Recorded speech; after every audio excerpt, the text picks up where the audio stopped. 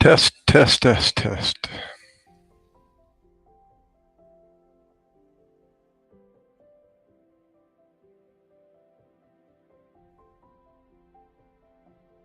Okay. Good to go.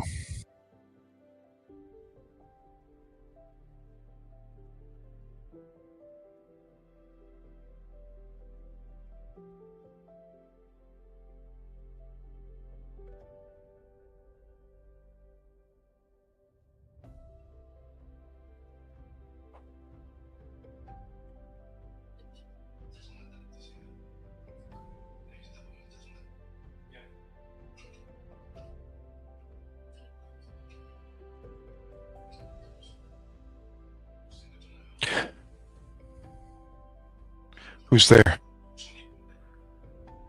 I see 2 eyeballs. Let me guess. It's a girl.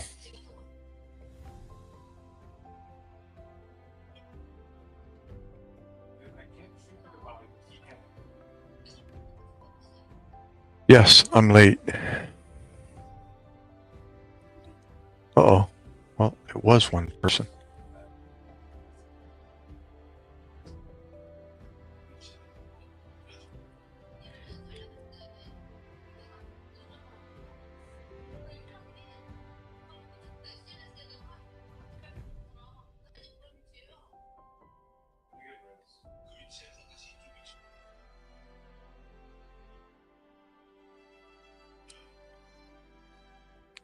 Come in. Come in. Whoever that is. Don't swipe. Stop.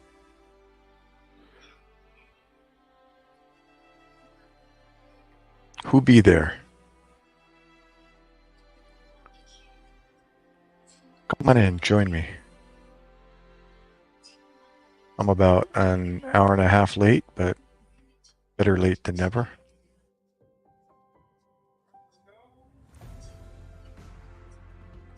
Oh, there we go. We got 2 eyeballs. 2 sets of eyeballs. Come in, guys. Come in. First time here. Return visitors. Who do we have? Say something. Let's chat. Who is it? Who is it? 1098765431. Oh, we're down to 1 set of eyeballs.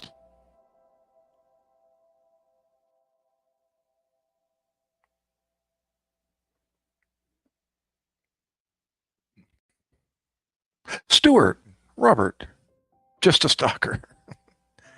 Robert, are you German? I'm just looking at your last name. And how are you, Stuart? Mr. Katz.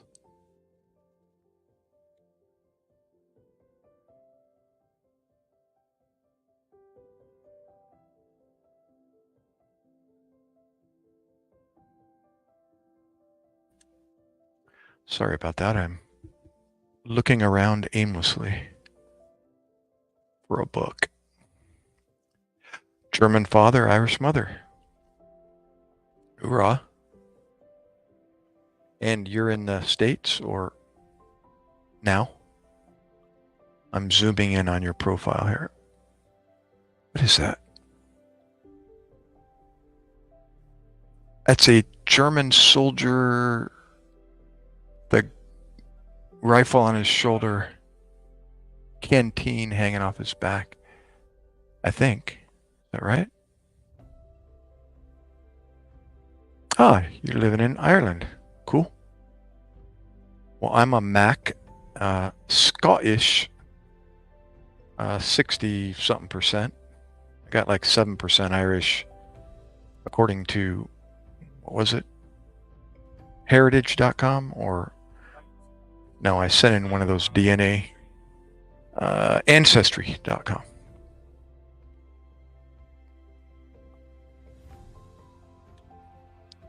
You know what? I gotta adjust my focus here. Give me a second here.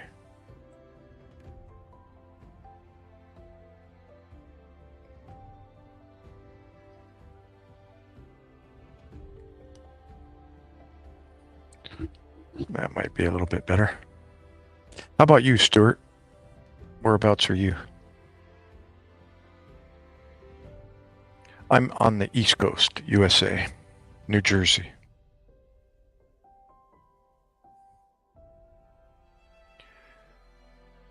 Did my channel, just curious, Robert, pop up on your recommendations? Any idea what particular subject possibly we might have in common? Word of God, uh, medicine, military, any one of those three subjects ring a bell?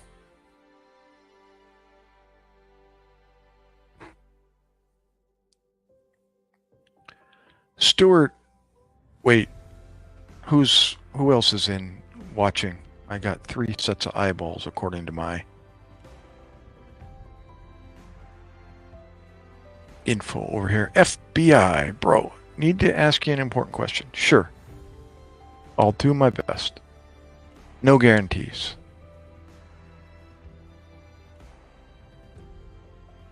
What you got? FBI.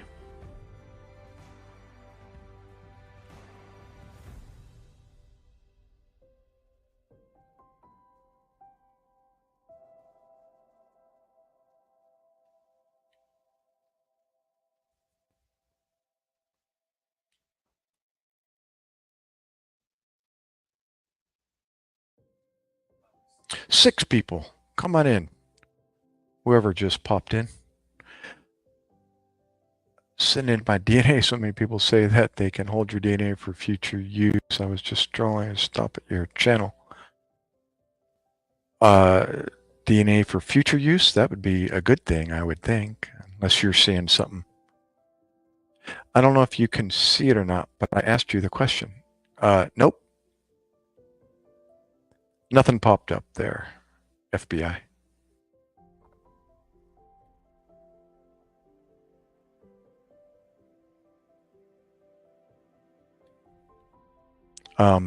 Anybody else see it? I don't see it. Give me one quick moment here.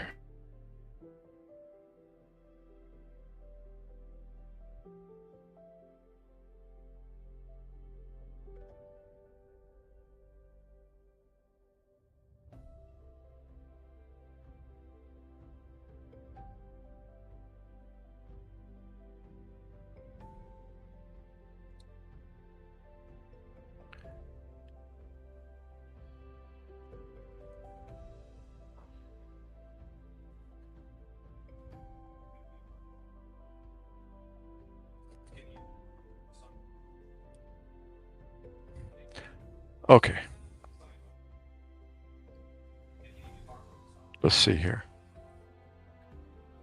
Nope, I don't see a question on YouTube. I'm looking at myself on my YouTube channel and don't see it.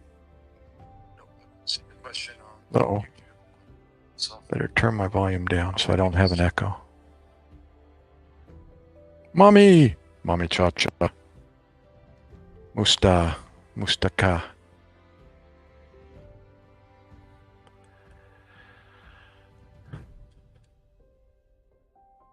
Awesome. Well, how about Stuart? Are you still there, Stuart? Stuart, I think, has come and gone. Mommy cha-cha, are you live streaming, Mommy, at the moment?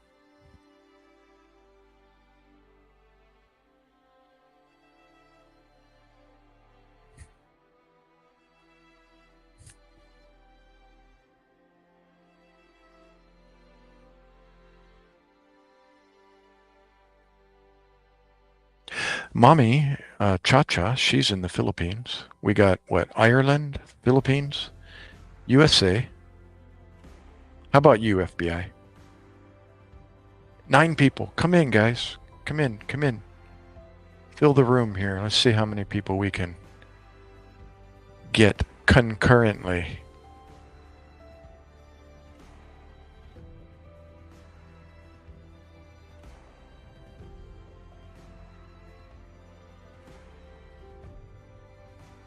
Girl in the mirror. Thank you, thank you. Oh, speaking of the thumbs up. Don't forget to uh, do that for me. You still there, FBI and Robert?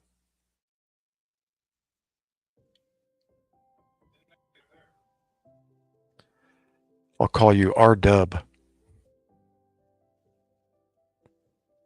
International Legion. International Legion. I'm not familiar with the International Legion.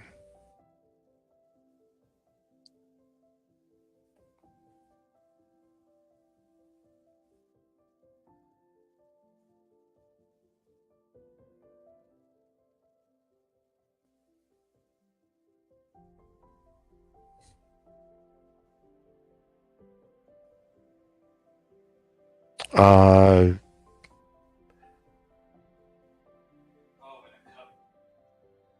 so that is been a while. Nefares Cruz. I'll call you Cruz. Hey, Cruz. I'm good, thank you.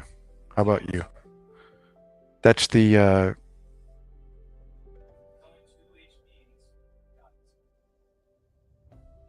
thank you, mommy. Oh, I understand. Okay, I always try to fit everybody's comments in context with what I said or what's being said, and sometimes I get lost. Gotcha. I just Googled International Legion, came up with for the defense of the Ukraine.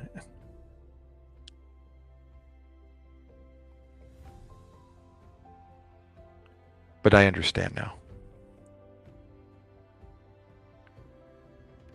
In reference to the people from all over.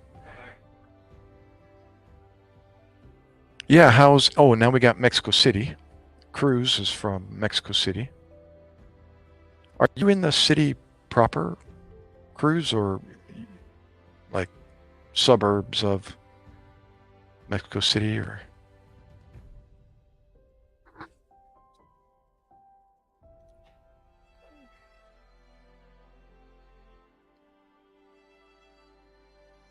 City itself. Sorry about the background noise. I got a 19-year-old playing a video online game. I don't know how well this background feature decreases background noise, but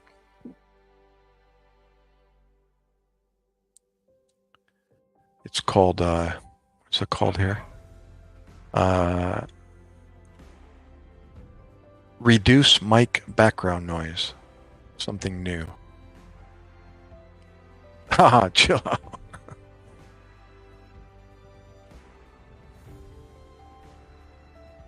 Is that music too loud? Yeah, that's true.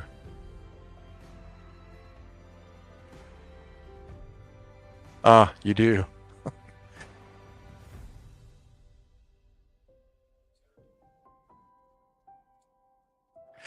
Well, I have two elder children. And then I got remarried, had to make a decision to get married and become a daddy again. So my youngest is 19.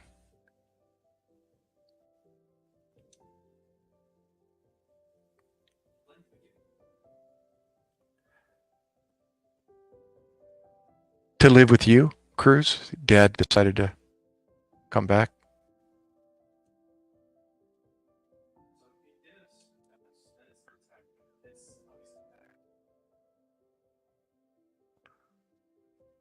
Yeah, that's true, Cruz, about rather have him here than in the streets.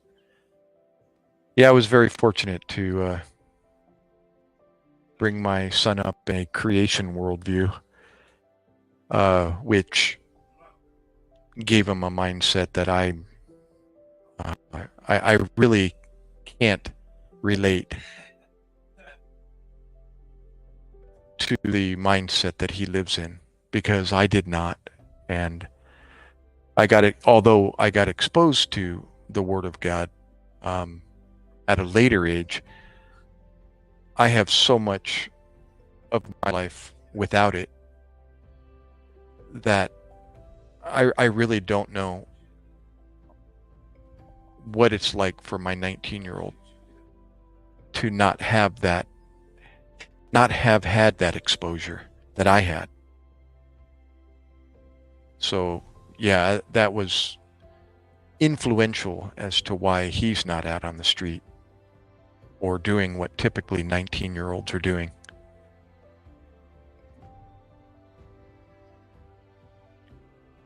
He's been protected from that, and praise God for that. Okay, girl, have a good lunch. What's for lunch, by the way?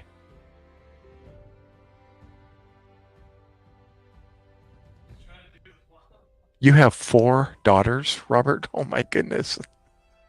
That's awesome. Oh, really? Your dad just came in and said, "Hey, can I live here?"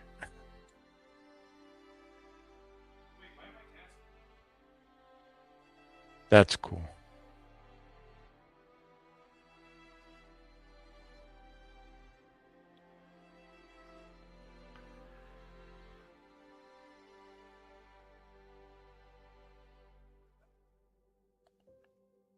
Vegetables for lunch. We call it chop suey. Chop chewy.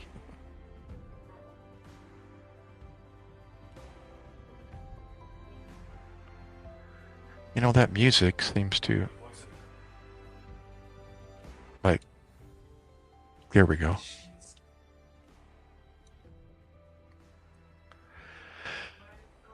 Fourteen, 11, 7, and 5.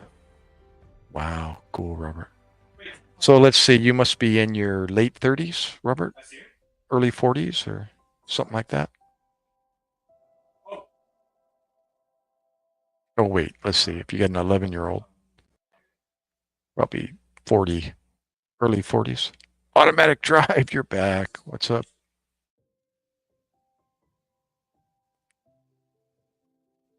41. Yep, yep. Awesome. Yeah, let's see. When I was 41, uh, my son was um,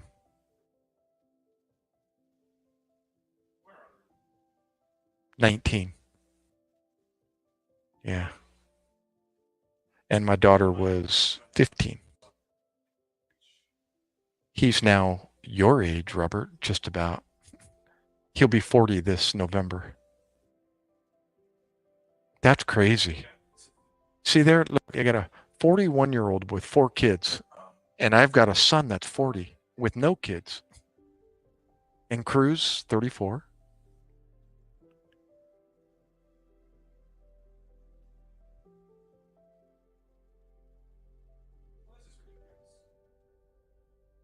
Automatic drive, you're back.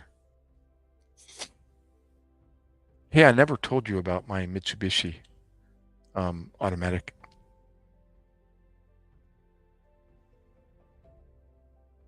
Give me a second here.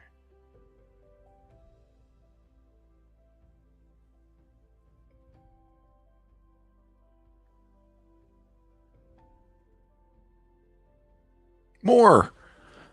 Oh, wait, how did I miss you? Oh, there you are.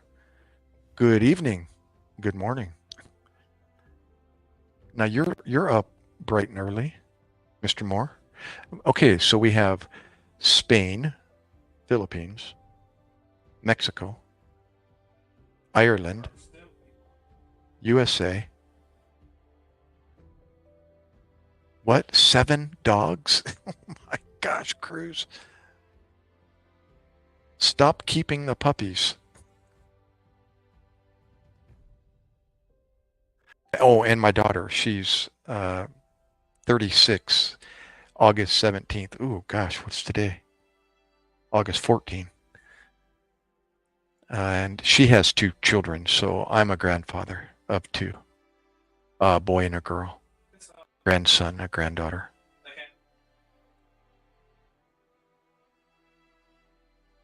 Stop talking. Saved Juden. What's up, Juden? Wait, I'm zooming in on your profile picture. What is that? Was it troops? Looks like it.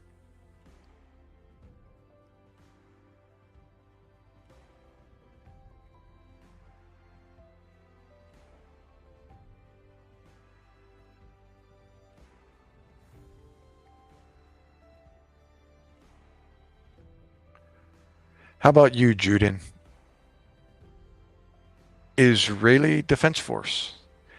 And where are you located?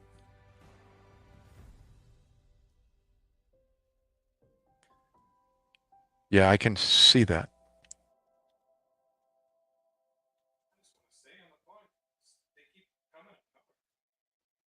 What's doing a 30? What's a 30? What's that? Is that a 30 ounce at 7-Eleven?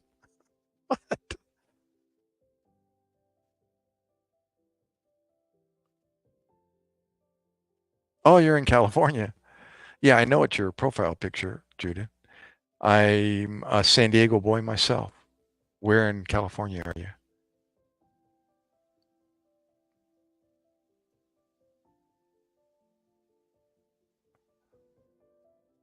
Was I correct about your code, Cruz? You just made that up. It sounds like you're drinking a 30 ouncer at, no, that would be a 32 ouncer at 7-Eleven.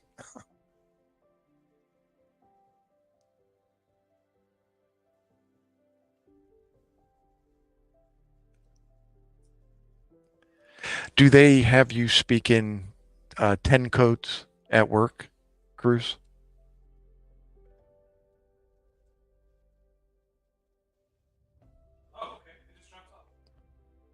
Who just popped in? Agnes. Hey, Agnes. Now, Agnes sounds like a Filipina name. Am I right? Presley. Well, well. Look who's on early. Actually, I'm not on early. Remember I said I'd be on at 10 o'clock? Well, I forgot. I literally forgot. And I looked at the clock. I went, oh, crap. So I'm late.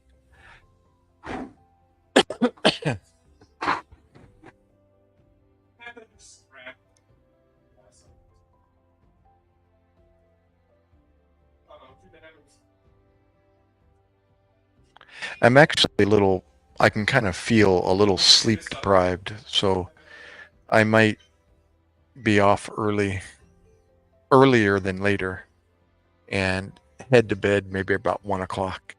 I think if I can do that and sleep till morning, I'll be good to go.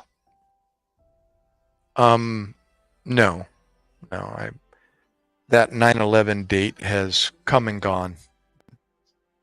Pretty much forgotten, unless somebody brings it up.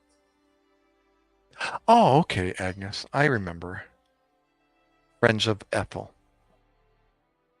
Well, meet um, a girl in the mirror above you. She's up in Rizal province. Mustaka, Agnes. And where are you in the Philippines, Agnes? Saan ka nakatira sa Pinas?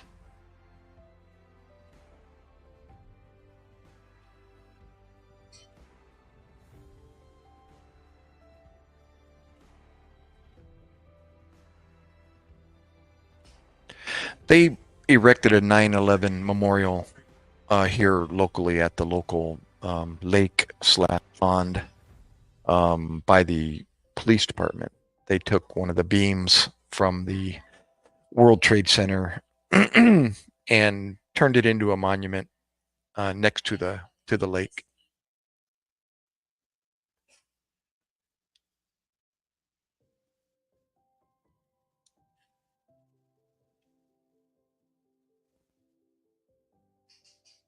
Oh, maybe you told me before. Excuse me 1 second. Let me cough.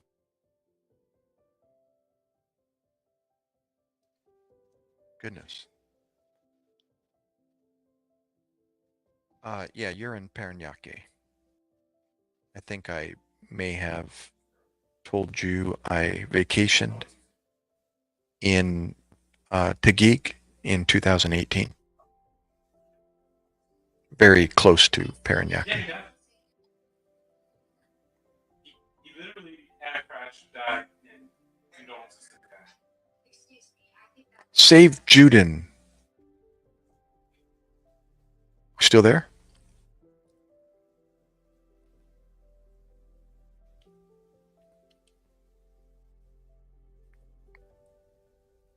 We got 10 eyeballs, apparently, watching the channel up there, right up there on my screen. There's, oh, now it's down to 5.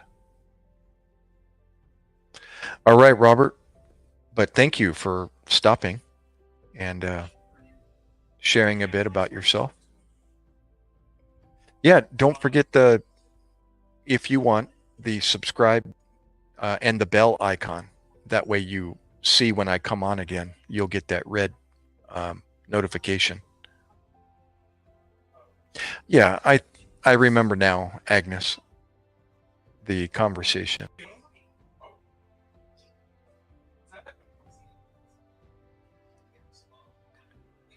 Yeah, thanks, Robert, for popping in all the way over there in Ireland.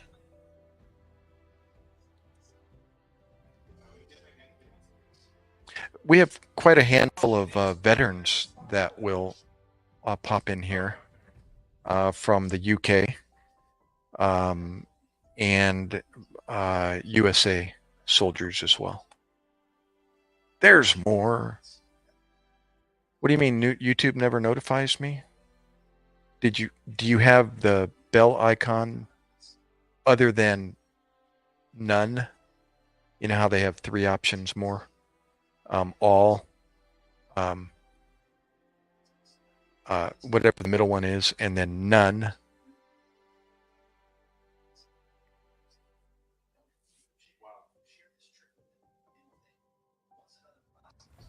You do have that? Check.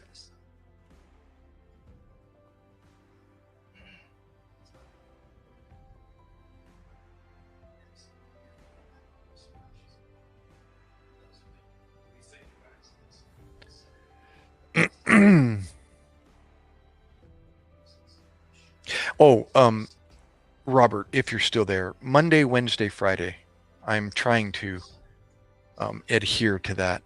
So far, so good for the last weeks. From 10 p.m. till 2 a.m. Eastern Standard Time, USA. Whatever that equates to in Ireland, probably 5 in the morning until 9 in the morning, I think. Your time, Ireland time.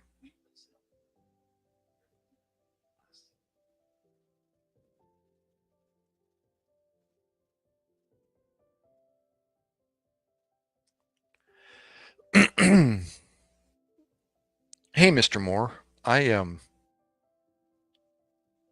was thinking about you, wondering what your personal advice or professional advice, I should say. I'd rather like email you and share what I'd like to talk to you about. It's right up your alley, up your expertise. And I'm going to be hopefully meeting with somebody before the 28th of August so we can discuss the details, but just curious what your advice, recommendations would be.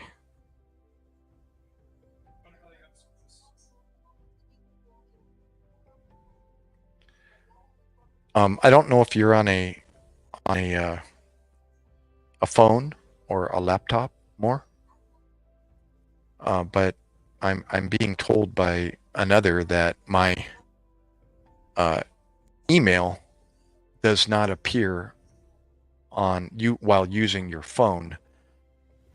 Although if you're using a laptop, it should be there under the channel description. If you drop the description down, you'll see email option, and it makes sure you're not a robot or a bot, and then it gives you my email address. If you want to email me, I can communicate with you that way. Motor oil and Stephanie Carter. Have I ever experienced patients that you dealt with who had near-death experiences? No, I've been listening to nurses that have YouTube channels that one in particular that talks about, she was a hospice nurse, and she shares some experiences of supernatural type things. One Navy SEAL that has a real successful 3 of 7, I think is his YouTube channel. 3 of 7 something. He talks about a real cool, outstanding experience he had while on a mission over in Afghanistan or Iraq that was literally out of this world. But for me, I haven't, no, I've never come across a person or witnessed anything that was out of the ordinary in my medical career. No. How about you, Motor Oil?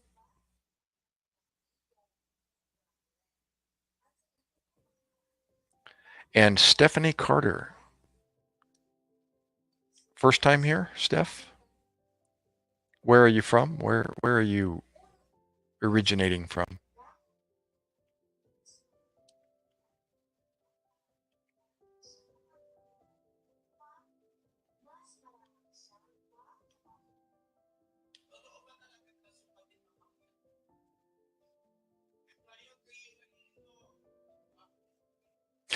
PA.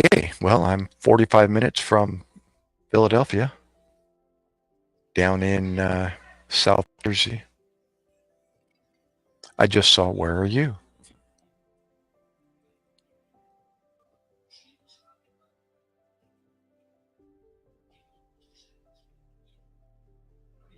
Right down the White Horse Pike, going into Atlantic City. Ah, you're in Western PA. Very good. Yeah, a little bit of a distance. Josh, there you are, brother. Was just mentioning you indirectly to another, mentioning military, those in the military that frequent the channel. And there you are.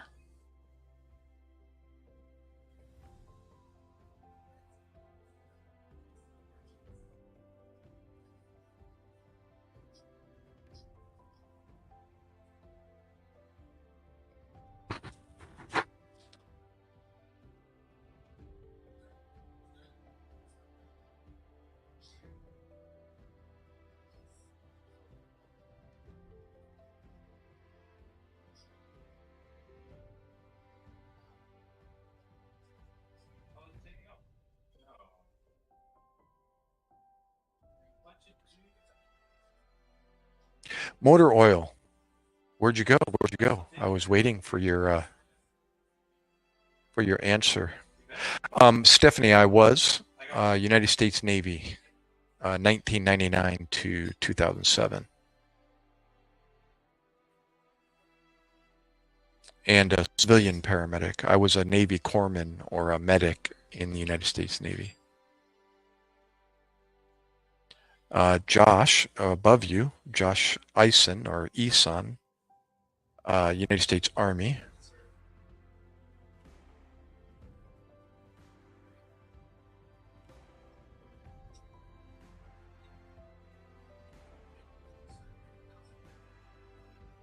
And he's back, Fecal Flinger.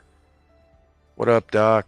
Hope you and Chad are having an awesome night. Motor Oil. My mom was in the hospital and she knew She was there but kept falling asleep and going to another place. She said she saw a cruise ship with all these people dressed up with golden tickets. That sounds like a dream. Doc Duke, my gosh, where have you been?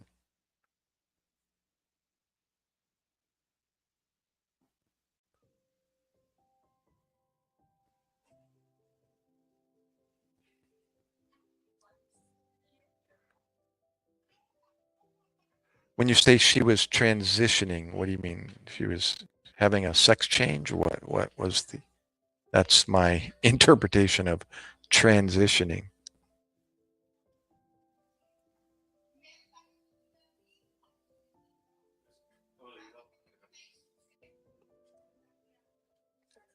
Agnes,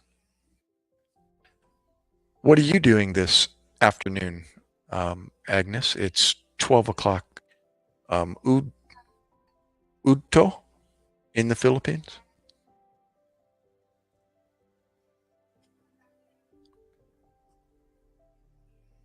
What was the weirdest call? No, that's a great question. I love questions like that because that's really what I want to talk about. I mean, I like to talk about, although I love talking about all this other crazy stuff. Um, yeah, I was just answering, Stephanie. Being a prior paramedic and a Navy corpsman, I tend to share prior stories or experiences in the pre-hospital emergency medical field. Let me read motor oil here. And you die, you go until into deep sleep, and you're crossing over the next, oh heaven, kind of like your soul gets separated from your body. I'm quite familiar with that motor oil. What's for lunch, Agnes? I love it. The topic is God, military, any of those great topics. Yeah, I can't help but talk about the Word of God. It seems like one rolls right into the other every every live stream. It's awesome. American legal codes are extremely radically different from Spanish legal codes, especially concerning criminal justice. But if you need my advice, you contact me at Mata, at AOL. Man, you still have an AOL address? That's great. Give me 1 second here. I'm gonna drop you a email just so that I can um, have you in my address list here real quick. What the heck? I just clicked on Gmail and it went to, wait, what the heck? Oh, I see. Um, why is it stuck? Oh, I get it. Give me a sec here, guys. Ah, Agnes eating chicken curry. Woohoo. And kanin, curry manok at kanin. Mata.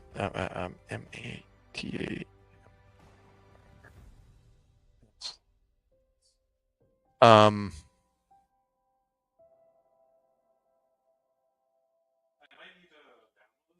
yeah, I'll let you know in my email what I'm dealing with.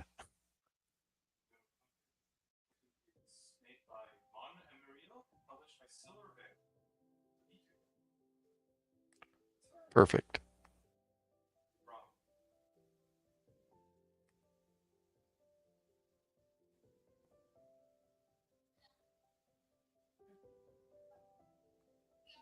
Okay, on its way there, Mr. Moore.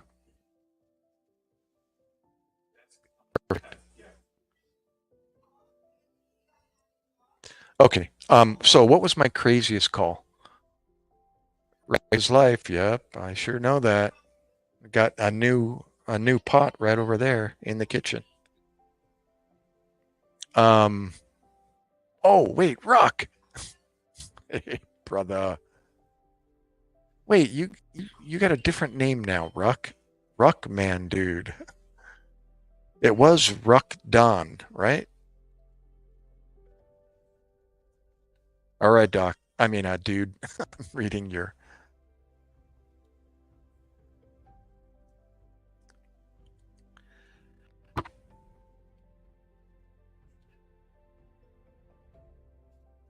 Okay, back to the weirdest call. I'm going to think about this. Well, there's so many that are like bizarre. I mean, as far as like human behavior, let me think of a good one. Um,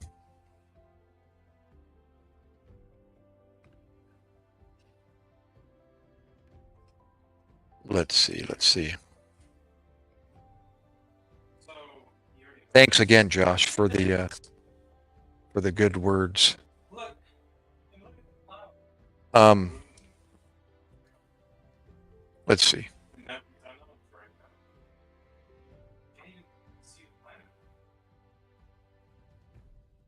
What was the weirdest call you've had while working as a paramedic? Weirdest. Let's see.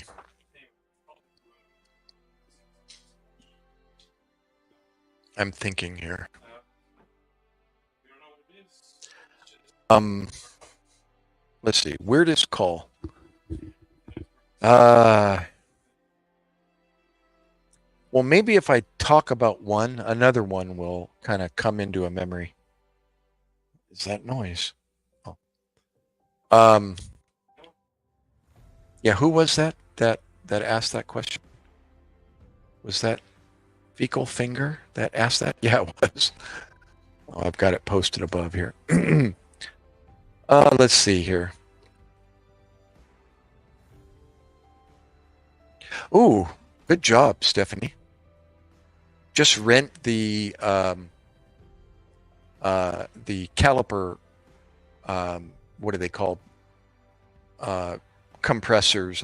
I'm not saying that correctly. From AutoZone, you can rent it for free, and if you end up keeping it, they'll charge you for it, which isn't a bad thing to have around the house. But um, I don't know if it's rental for free, but for a nominal price, they'll rent the caliper compressors to remove your brake pads and replace your brake pads.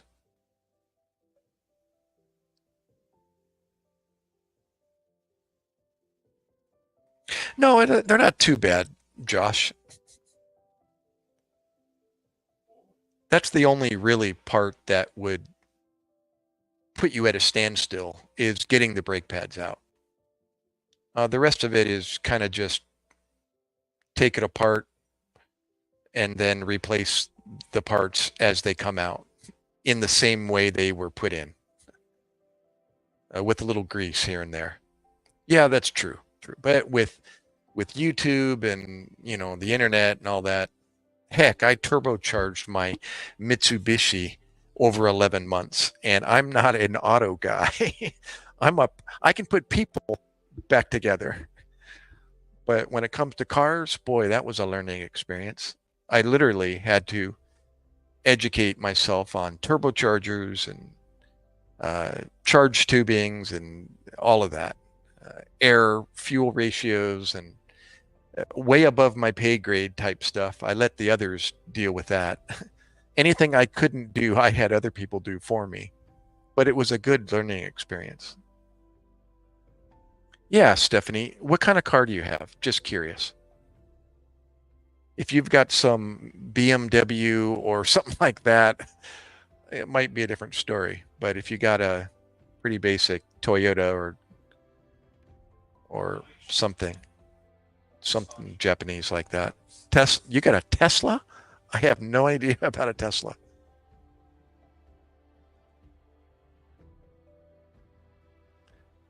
But you can do it. Yeah, just the only see the biggest part about brakes is that if that's your daily driver, to and from work or just getting around, and you end up spending more, and you're probably going to spend more time than normal, your car might be out for a day or two. So you got to be able to afford that, or time it right so you don't have a car, especially if you run into some issues. Oh, motor oil. Do you have any stories about patients you had to deal with? Drug overdose, suicides? Yeah, a bunch of those. Those are run of the mill. motor oil. Yeah. There's some calls that are like common, and those that you see a lot of are, well, depends on the area you're working in, but overdoses, um, diabetics, and respiratory tend to be, and of course cardiac, but those three probably are the most popular.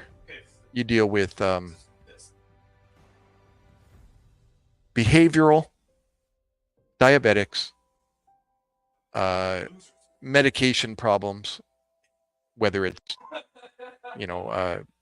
narcotic overdose, and yeah, some probably. So you were out for 3 days while trying to figure out how many batteries does a Tesla have? Oh my gosh. Yeah, that's another thing, Josh.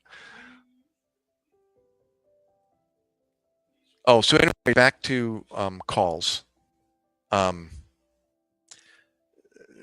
First, I was asked about the weirdest call, and now I'm being asked about overdoses or suicides. Yeah, I actually have a short video in my channel, one of the more spectacular calls, one of those once in a career type calls where a sequence of events happened one after the other and made the call extremely stressful, extremely memorable, and just all out when SHIT hits the fan.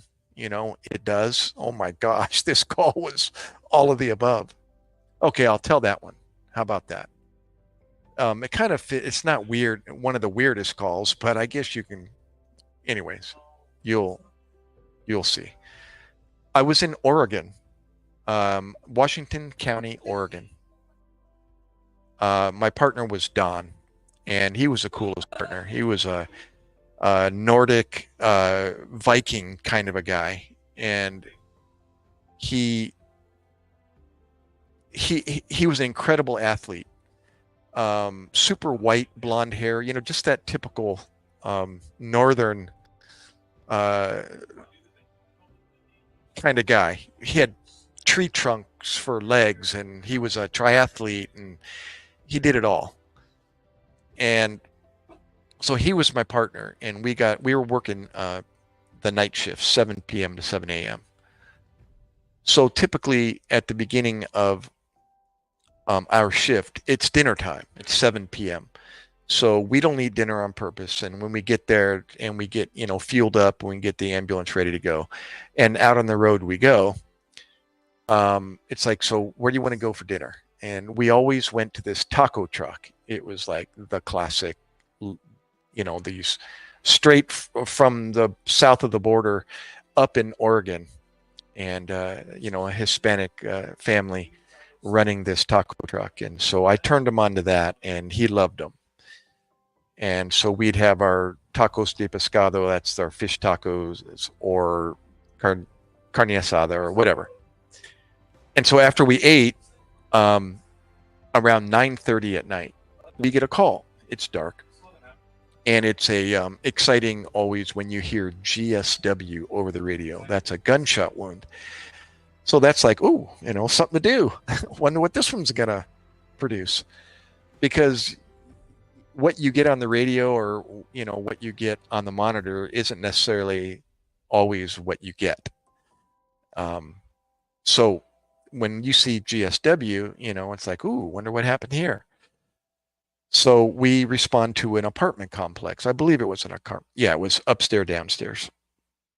And sure enough, the whole cavalry's on scene. Police are everywhere. Matter of fact, there's police already starting to put up crime scene tape on the lower parking lot, in the lower parking lot. And we're like, ooh.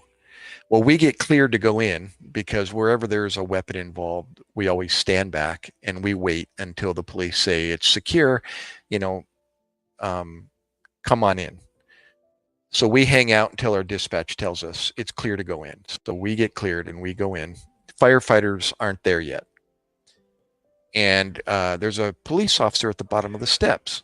And so we walk upstairs. We leave our gurney downstairs because we don't, at least we hope we don't have to carry the gurney upstairs. Typically, we'll carry the patient downstairs and then put him on the gurney for obvious reasons. So we walk upstairs and the police, steps aside and he's, pointing upstairs and if he gave us the room number or whatever. And so we hang a right, we walk along the walkway and there's another police officer at the front door of the apartment. So we're like, ooh, wonder what happened. So we get inside and it's like an apartment that is, you have to watch the video. I'm actually, I was able to find some clips to represent kind of what I walked into. The apartment was empty. It looked like they were either just moving in or they were moving out. And there were some boxes up against the wall. And it's just an open living room, a carpeted floor and the kitchen over in the left corner. And there was one light on in the kitchen and there was a girl in there and she was crying. And there was an officer in there with her. And there's no light in the living room for whatever reason. Light bulb didn't work or whatever. And I look to my right and there's a light on in the back bedroom. And there's like 2 police officers at the bedroom door. Oh, excuse me a sec here as I'm just kind of quickly looking at your comments here. So yeah. So there's 2 police officers at the bedroom and the light's on. And I can hear an audible like just like that, like a rapid hoarse kind of breathing coming from inside the bedroom. And so we hang a right and I got our bags in our hand, and we walk over to the bedroom and I'm in front of my partner, in front of Don, and I pop my head in and there's a guy on his knees up against the bed and he's got his arms on the bed. He's got his upper, chest on the bed and he's got his arms up and he's got his head down, like laying on the mattress. And so you picture that. He's just on his knees, got his arms up on the bed and he's got his head turned to the side and he's laying his head down on the bed. And there's another officer on the other side of the bed and he's just standing there by the lamp stand. And I'm like, what happened? And this guy in front of me, the officer in front of me, takes his hand up and he puts his finger in his mouth and he goes, like this. And I went, really? And he's like, he's not saying anything. He's just kind of pantomiming. And I thought, no kidding. I said, what kind of weapon was it? He said, we're not sure. And I said, where's the weapon? And they're looking at each other. Haven't found it yet. And I said, well, could you guys find it before I step in the bedroom? It's like, I don't want to get on the bed and start dealing with this guy when there's a loaded weapon next to him. Or I couldn't believe, not saying anything against police officers, but it's typically what they'll secure the weapon and make sure it's good to go before we get there. Hence, it's clear to go in on scene. Well, nobody knows where the weapon is or what weapon it was. And so I asked them to do that. And so they're all on it. And everyone's starting kind of entering into the bedroom and starting to sweep the bedroom. And then the officer on the other side of the bed says, I got it. I'm standing over it right now. And he mentioned it was like a 38, pistol or whatever the caliber was. And I thought, good to go. He said it was secure. He made sure the chamber was clear and he just stood over it while we worked. So now I went in and approached the patient and, hello, are you awake? And there's no response. He's just breathing with that real audible, hoarse kind of. So Don squeezes in next to me, and he gets up on the bed, and he starts doing a physical assessment. He's looking for the entry wound, and apparently like the officer put his finger in his mouth, and however he found out that information, we kind of went with what we were given. And so my partner's all over his head and looking, for any signs of entry wounds. And I'm in front of the patient. And all of a sudden, my partner, Don, says, "I found the bubbling brew." And I said, "What?" He's got his finger on top of his head. He says, "I found the bubbling brew." And it kind of took me like, "What did you find?" And he says, "Yeah, I got my finger in it." And I look over and he's got his finger in the hole. He's got a hole in the top of his head. I was like, "No kidding." He says, "Yup." And so immediately we're looking at the front of his face, and you don't see any obvious trauma on the front of his face. And we open his mouth, and we took a flashlight and looked in there. And sure enough, there's a black, carbon-colored wound in his upper palate, right back behind his nose. And so he put a weapon in his mouth and blew the top of his head out. And he was still breathing on his own, still had a heartbeat. Obviously, if he's awake, he's still got a heartbeat. And so it's like, well, this is cramped quarters in the room. Let's get him somewhere where we can work on him. So we know the living room is completely clear, except for a few boxes against the wall. And there's no light in there, but we'll deal with that. So we carried him. I got under his arms, or Don got under his arms. I got under his legs. We carried him out. And as we're backing out of the bedroom, the firefighters arrive. And there's like 4 of them or whatever. And in Oregon, 1 or 2 of the firefighters are also certified as paramedics. So they're like, "Hey, what can we do for you guys?" And I said, "Well, we're bringing them out into the living room." They're like, "Got it." So they're helping us, and they back us up into the living room, and we lay this guy down on his back. I'm gonna look at your comments kind of at the same time here. Yeah. So now what happens next, I didn't anticipate. In the future after this call, I did learn something very useful as to what's going to happen next. And you can imagine, he's got a hole in his head, in his mouth, and out the top of his head. So there's usually lots of bleeding with a head, especially a bullet to the head. If you've ever seen one, you'll never forget it. Well, this blood isn't coming out per se the top of his head because he's upright. The blood's coming out his mouth, and dripping down the front of him. So now I lay him down on his back. And so you can kind of just think of gravity. Where does the blood go now when you lay him down on his back? It pools inside of his mouth, and it finds the least passive resistance, which is typically the back of the throat. But if he's still breathing, your body does a wondrous thing in trying to clear its own airway. It'll make you cough, even if you're not awake. Your gag reflex and your coughing mechanism will automatically try to clear what's back there. And that started to occur. His mouth started to fill with blood, and he is all of a sudden violently coughing out into the open. And I thank God I had prescription glasses. I do wear glasses, but I've got contacts in right now. But I didn't have contacts then. But I had prescription glasses, and thank God for that, because he let out this explosive cough and covered me. And I was like, "Oh my gosh, I couldn't even see." And I'm like asking the officers, "Give me a towel, something." And so I'm sitting there taking my glasses off, trying to pour some water. And at the same time, this guy's coughing and gagging on his back. So in medicine, there's a very organized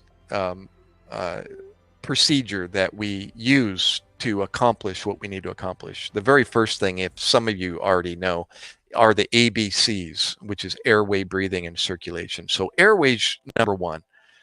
And if it's not secure, you focus on that until it's taken care of. And then you go on to B, and then you go on to C. Alex, Camilla, 25. I'm just telling a cool story here, Alex. So I've got an airway problem. His airway is being occluded by blood.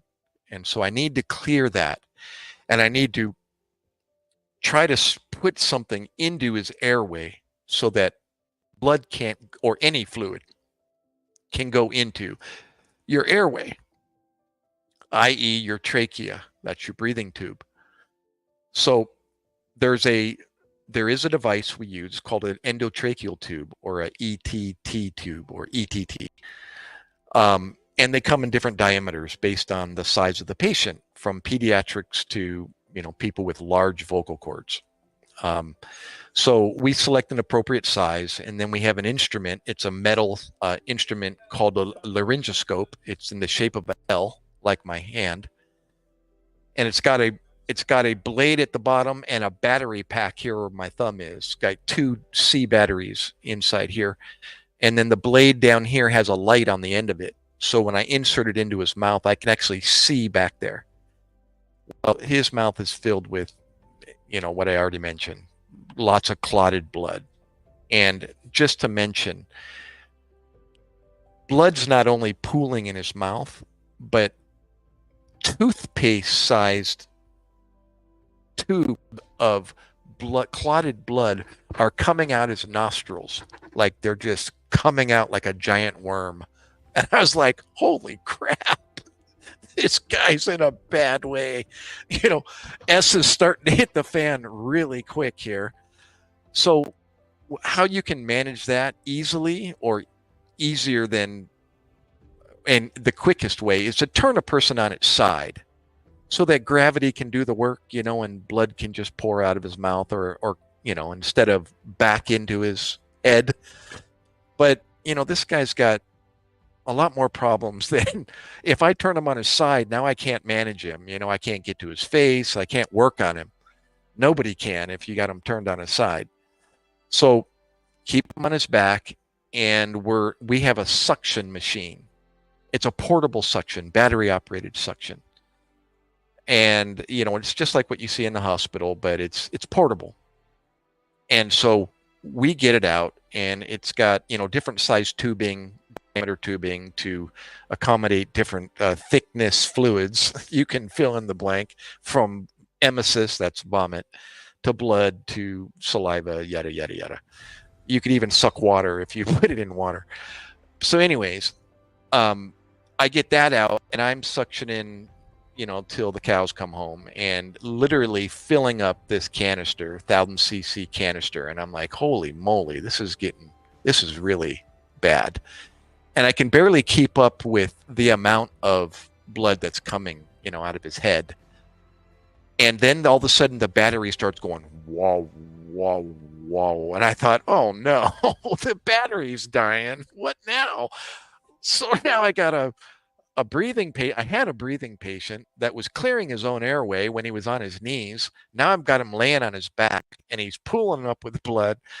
And I've got a suction machine that's working fine, and now it's starting to die. And I thought, oh my gosh. So my partner says, I got it. Or no, a firefighter. It's like my partner tells a firefighter where the battery is, Dad, in the ambulance. So he goes running out the apartment, and he goes downstairs, and he's getting the battery while I'm trying to manage. I really can't progress until I can get his airway clear. So it's like futile. I've got a mess on my hands, and we're trying to put a mask on him, and a bellow. It's called a bag valve mask. You've seen it in the movies. It's a bellow that you attach oxygen to, and it's got a face mask, and you put it over their nose and mouth, and you breathe for them. Well, you can imagine I'm just blowing blood everywhere. It's like every time I squeeze the bag, it's just, it's horrible. And you're wiping his face with a towel, and they're getting towels out of their cupboard and handing them to me. And I'm like, oh my gosh, this is a mess. I'm trying to change my gloves, and it's just a organized chaos, or it wasn't even organized. So finally, the guy comes back up with the battery. He gets that hooked back up. We get the suction machine going again, and I'm starting to suction like a madman. And when I get to the point now where I thought, okay, I think I can get a tube, I can pass a tube into his trachea, which is the back of the throat, back here. And since he's breathing, it's not like just simple to just pass a tube into somebody's breathing trachea. It's these vocal cords are closing and opening every time he breathes and stops breathing. So you have to time it. When he takes a breath, his vocal cords open. And it's kind of shaped like that. It's like a triangle, but a much smaller scale. And, it closes and it opens and it closes and it opens. And when it opens is when you pass the tube. And I can see that with the light at the end of my laryngoscope. So I'm successful and I pass the tube, and you inflate a small balloon that swells up inside of his trachea. And now you've got a plastic tube that's going from the outside of his mouth back into his trachea. And at the end of the trachea is the lungs. So it's like a nice, secure, open airway and now blood can bleed all at once around it. But because of that balloon that we inflated inside of the trachea, it can't go down into his trachea. Get it? So, and you just lots of suction before you intubate. It's called intubation, by the way, where you pass a tube. So we secure his airway. We've got a nice secure airway now. And now we're breathing for him, right? Well, he's still awake. I mean, he's not conscious, but he's still got a heartbeat and he's still moaning, and he's, not really moving his extremities purposefully anymore. And that's really all we did for. Oh, I'm sorry. I went way ahead of the story. There's a lot more that I left out. And because he was awake, or still conscious per se, and able to move, if I were to put something near his mouth, he would try to bite down. And that's typically what you would do. If I were to get anywhere near your mouth, with a spoon, and I tried to jab a spoon down your throat, you would probably punch me, because you're conscious enough to do that. You would push me away. Well, he wasn't able to do that, but people still respond with other ways of getting things away from their airway. Like I mentioned, they'll cough, they'll turn their head, if their reflexes are, enough to do that, or they'll bite down. And that's the worst, especially if you've got your hand near their mouth. And that's always the fear, don't get your fingers near their mouth when they're not conscious, especially if they have teeth. They'll bite you. And so that proposes a big problem. You can imagine this guy's got a hole in his head, he's got blood in his airway, and I'm trying to get in his mouth, and I can't, because he continually bites down every time I try to get into his mouth. So we have a drug, and this drug is bizarre, but it's super helpful.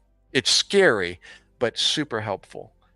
It's called a paralytic, and it literally paralyzes your skeletal musculature. Every muscle in your body, it will paralyze, but it does nothing to your consciousness. So if I was awake like I am now, and somebody put an IV in my vein, and they pushed this medication into me, a talking, walking, conscious person, it would literally paralyze me and drop me to the floor where I couldn't move. Nothing. Not even shake my head. But my eyes would still be awake, and I could still be able to think and see you, but I wouldn't even be able to speak, and I wouldn't even be able to breathe, because the muscle, your diaphragm's a muscle, it's paralyzed also, and you can't breathe. Imagine that. That's the scary part of it. But in an extreme patient like this patient is, he's not conscious, but he's got a gag reflex and he's biting down. So we need to control that. We need to take that away from him so I can intervene and put a tube into his trachea. So we knew we needed to do that. And we had just recently got signed off on paralytics. It was in 1996 to 1998 up in Oregon. And we had just been through, like within 2 weeks or a month, had been to a class, a continuing education class. And we were given a class as to how to, push this medication, what the effects are, et cetera, what the procedure is. And we got a chance to do it.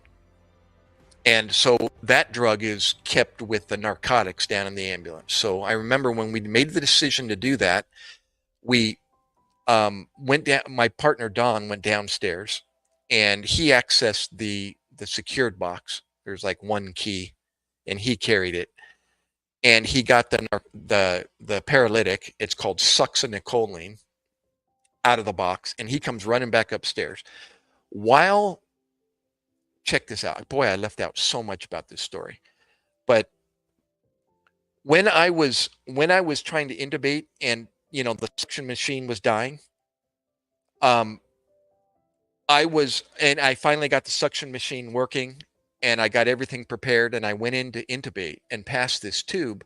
I was lying on my stomach on the carpet, and this person's laying on his back, and I'm at his head, laying with my feet outstretched on my stomach, in line with him laying on his back.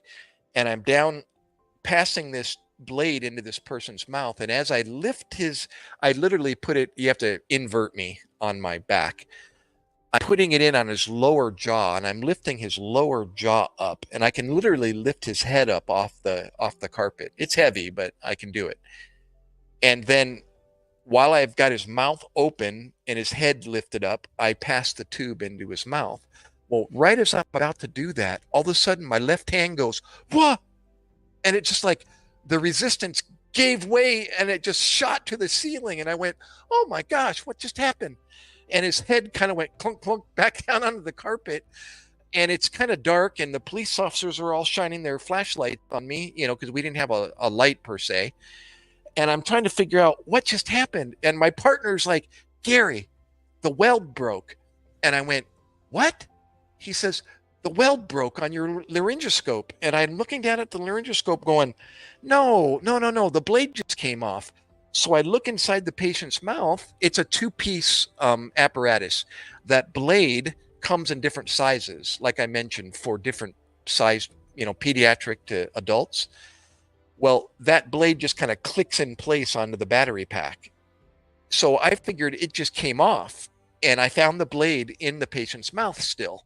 So I took it out of his mouth, and I go to reconnect it, and I realized, oh my gosh, the weld broke. And I looked back up at Don, and he says, "I told you."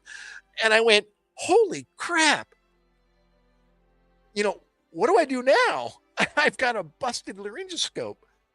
So I'm thinking, oh my gosh, I've got I see I'm forgetting little bits and pieces. We got that paralytic on board. In order to just do this procedure, we had to paralyze him. So we got that paralytic on board. Oh, and not to mention, they had a heck of a time finding an IV. And it's like one thing on top of the other. I'm trying to do something, and I'm just not succeeding. Every time I try to do something, something happens. So they're trying to get an IV established. And I remember them saying, I asked them, "How's that paralytic coming along?" And they said, "Well, we're not going to do anything unless we get an IV established." And I'm thinking, oh my gosh, come on, guys, make something happen. We're not getting anywhere with this patient. And so they finally found an IV. They finally pushed the medications. He did become flaccid. That's a medical term for their musculature becomes no longer, it becomes soft. It becomes flaccid. And so now we're able to manage him. I can get into his mouth without him biting down. So when I went to do that, my weld breaks on my laryngoscope, and I thought, oh my gosh, we got another one? And he goes, "Yeah, down in the ambulance." So Don turns around, and he goes running back down into the ambulance. And meanwhile, we're just kind of like sitting there trying to breathe for this patient that's now paralyzed. He was breathing before all this happened, but now we've got a non-breathing patient that's got blood pooling in his mouth again. And it's like, oh my gosh, what else can go wrong? And all of a sudden, I hear this crinkle, crinkle, crinkle of plastic. And I look over to the firefighter, and he's in his equipment bag, and he pulls out, this package, this plastic package, and I realized I know what that is. That's a cricothyrotomy kit. And we are trained to do that, but it's like we none of us have done it on a real person. We practice it on mannequins, plastic rubber mannequins, but never on a live person. Well, he pulls out the cric kit, and I thought, dude, good idea. Don's running back down into the ambulance. Thanks, Josh. Don goes running back down in the ambulance, and while he's down there taking what seems like forever, this firefighter, who's also a trained paramedic, pulls out the cric, we call it the cric kit for short. And I thought, dude, perfect. And what it is, it's a really large gauge needle that goes in the front of the throat. And I'm sure you've all heard or seen something like this mentioned or performed on the movies in Hollywood. Usually people are using a pen or something. Well, they actually have kits, sterile kits that are designed for this. And we had one. So he breaks that out, and we're prepping him to do this. And I kind of took the lead since I was the paramedic in charge. They had a hierarchy kind of system up in Oregon where the first paramedic on scene was considered the PIC, or the paramedic in charge. And so I was the paramedic in charge. So I was kind of taking the lead, and he's handing me the stuff. And I took a scalpel and put a little incision in his neck, about, a half an inch horizontal across this little flap of skin that I'm pinching. You find landmarks called the cricothyroid membrane, which is right below your Adam's apple in the middle of your neck. I'm kind of, may not seem like in the picture, but, and then you literally puncture that membrane with this needle, and then you advance a larger catheter over that, and then that becomes the actual tube that is inserted into the front of the neck. And it's the same thing as inserting a tube, or the same concept as inserting a tube into their mouth, into their trachea.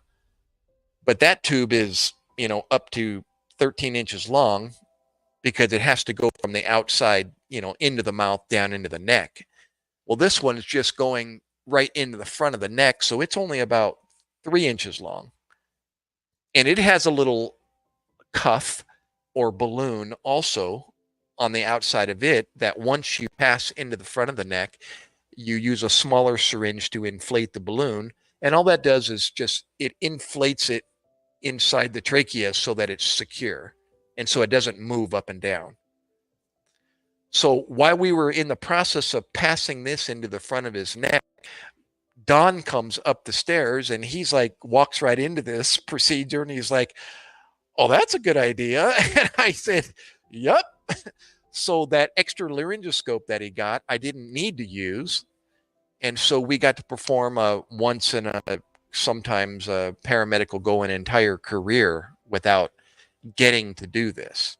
And so we got a chance to do this. And you literally just attach that same ambu bag attachment right to the front of the neck, and you breathe right into his neck, which goes directly into his lungs, and you watch his chest expand every time you squeeze that ambu bag, or that bag valve mask, BVM.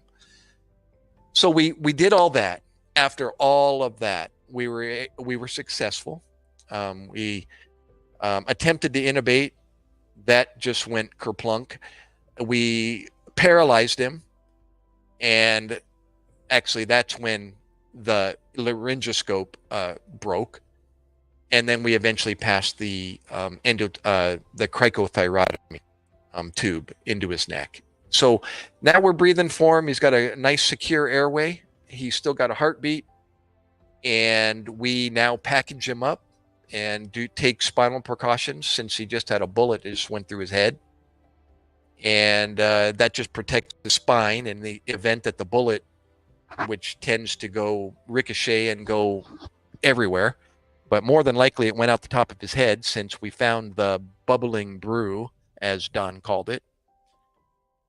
And that was pretty much all she wrote for that call. We gave him a ride to the hospital. He was conscious the whole way, but as far as whether he survived that injury, more than likely he didn't. But that's a an example of, you know, what we do out in the field. You know, you don't necessarily save lives. Did we save this guy's life? Probably not. You know, we just had a heck of a time securing his airway so that he could be brought to the hospital and become a brain injured patient for life and not have any, you know, consciousness, but kept alive, or until the family will let go and sign a do not resuscitate order, you know, and let him expire, which is always hard for people to do. But it happens all the time. You know, people are kept alive in hopes that a miracle, you know, will happen, and or doctors can do something about, you know, somehow preserving what part of the brain is still left, and et cetera, et cetera. Yeah, bizarre. Sad, but yeah, it was. I forgot so much about the story. I was like jumping from one subject to the other and forgetting the most exciting part. But you know, when you look at it from like what would have been the perfect scenario, it would have went like this. You know, we would have found a patient with a hole in his mouth out the top of his head. We would have intubated him, secured it, breathed for him, started the IV, maybe did the paralytics after all, and then intubated him, you know, secured his airway, and then packaged him up and brought him downstairs, put him in the ambulance, and gave him a ride to the hospital. That was the goal. You know, that was the mission. It was to just do that. And sometimes it goes just like that. But this is a good example of when, and that was the name of, there was an after action story I wrote on this website. If you guys get a chance, it's a blogspot.com site. And I'll put the address if you want to read about this call. I wrote it back in 1998 or thereabouts, or maybe it was after I got home from Iraq and I was doing after action stories over in Iraq. I decided to write about this one when I developed it. And I'm not like super active in keeping this site current, but I recently visited it and updated it with a few things. But this website, you'll see that same story. And it's called When it Hits the Fan. S expletive, expletive, expletive hits the fan. But you can go there and read some stories.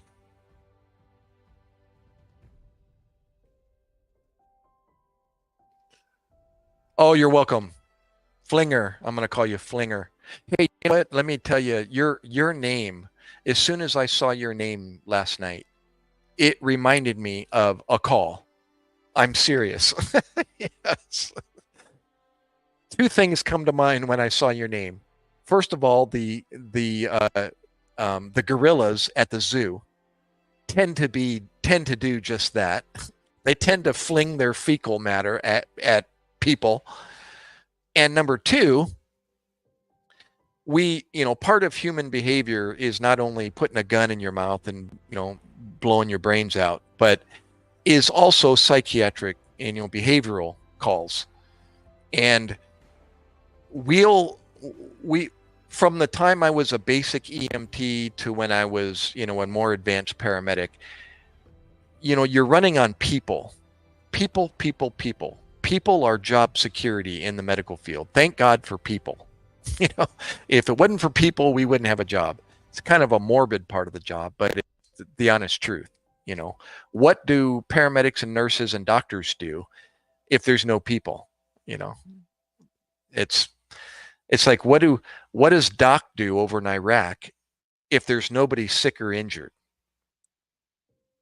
You know, it's kind of a morbid part of the job. It's like, wait a minute, but you don't want that to happen, do you? And it's like, well, what what else am I going to do for 7 months out in the middle of Al Anbar province next to the Euphrates River? What do I do? Ask Josh. You know, what do I do? You know, I hope maybe I get involved in a gunfight with the guys. I mean, that might be exciting, but you know, then again, I don't know if I want to be in a gunfight or having mortars and rockets land anywhere near me. You know, I know what it's like. You know, I know what the effects of the atmospheric pressure change, you know, the barometric pressure change in the air when a mortar, a 60 or 80 millimeter mortar lands an eighth of a mile away from me, you know, let alone have a bullet, you know, nick my ear, you know, God forbid. But so, you know, it'd give me something to do, I guess. You know, it would break the monotony, but my job isn't typically, you know, being engaged in a firefight. You know, I'm waiting for someone to get sick or injured, and that is my job, and I love it. It's awesome. It's an incredible it's an incredible chapter to be involved in a person's life. I always wondered what it was like. I always wasn't comfortable and being in I don't like being out of control. I like being control, you know, of myself in all situations, and medicine wasn't one of them, and that was one of the big reasons why I pursued it. It's like I got to know about this. I got to be able to do something when everyone's standing around, you know, with the deer in the headlight look, you know, and watching, you know, as the crowd gathers around, you know, and nobody knows what to do, you know. So anyways, it's quite the bizarre mindset to be in the medical field. I don't wish, you know, injuries on Josh, but if it happens, you'll be in good hands because I love what I do or what I did, and you learn to get really good at it. And that's really cool, you know, to be able to take somebody else's emergency into your hands and you're just having fun. You know, it's radical. It's like, oh, this is cool. You know, it's like that gunshot call. That was the wildest thing. I'll never forget that call. It was super stressful because everything was breaking. But at the same time, when it started to finally come together, things started to happen and everything started to work and fit together like a puzzle. And thank God we accomplished it and got out of there. um, on that note, you'll also read a story or hear the story about the crime scene photographer was on scene. Forgot about Colonel Sanders. This is part of the call. There was a man on scene. Again, you got a picture. There's policemen all standing around with flashlights, and they're providing light for us because we didn't really have any. So there's like 3 or 4 police officers with their big, you know, battery, multi-battery pack flashlights. And I noticed there was one man, he got my attention because I see there's like 2 cameras hanging around his neck. And I look up and I'm telling you, it was Colonel Sanders with the cameras around his neck. He had a white goatee. He had a mustache. I think he was wearing glasses. And I'm like, and he had white hair. And I thought, oh my gosh, that's Colonel Sanders, if you know Kentucky Fried Chicken.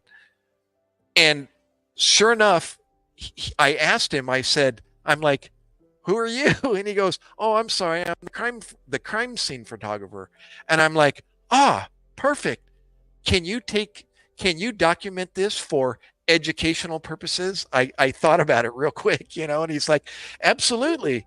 So the whole call, he was snapping pictures and I could see flashes going off and it would light up the scene even more when his flash would go off. And I was hoping that I was going to get a hold of this or these pictures and present it, in a continuing education class. It would have been the perfect, just like on scene photograph that you seldom if you even get to hear somebody talk about these calls such as I'm doing, let alone, can you imagine if I had a backdrop of these photos of this whole scene unfolding?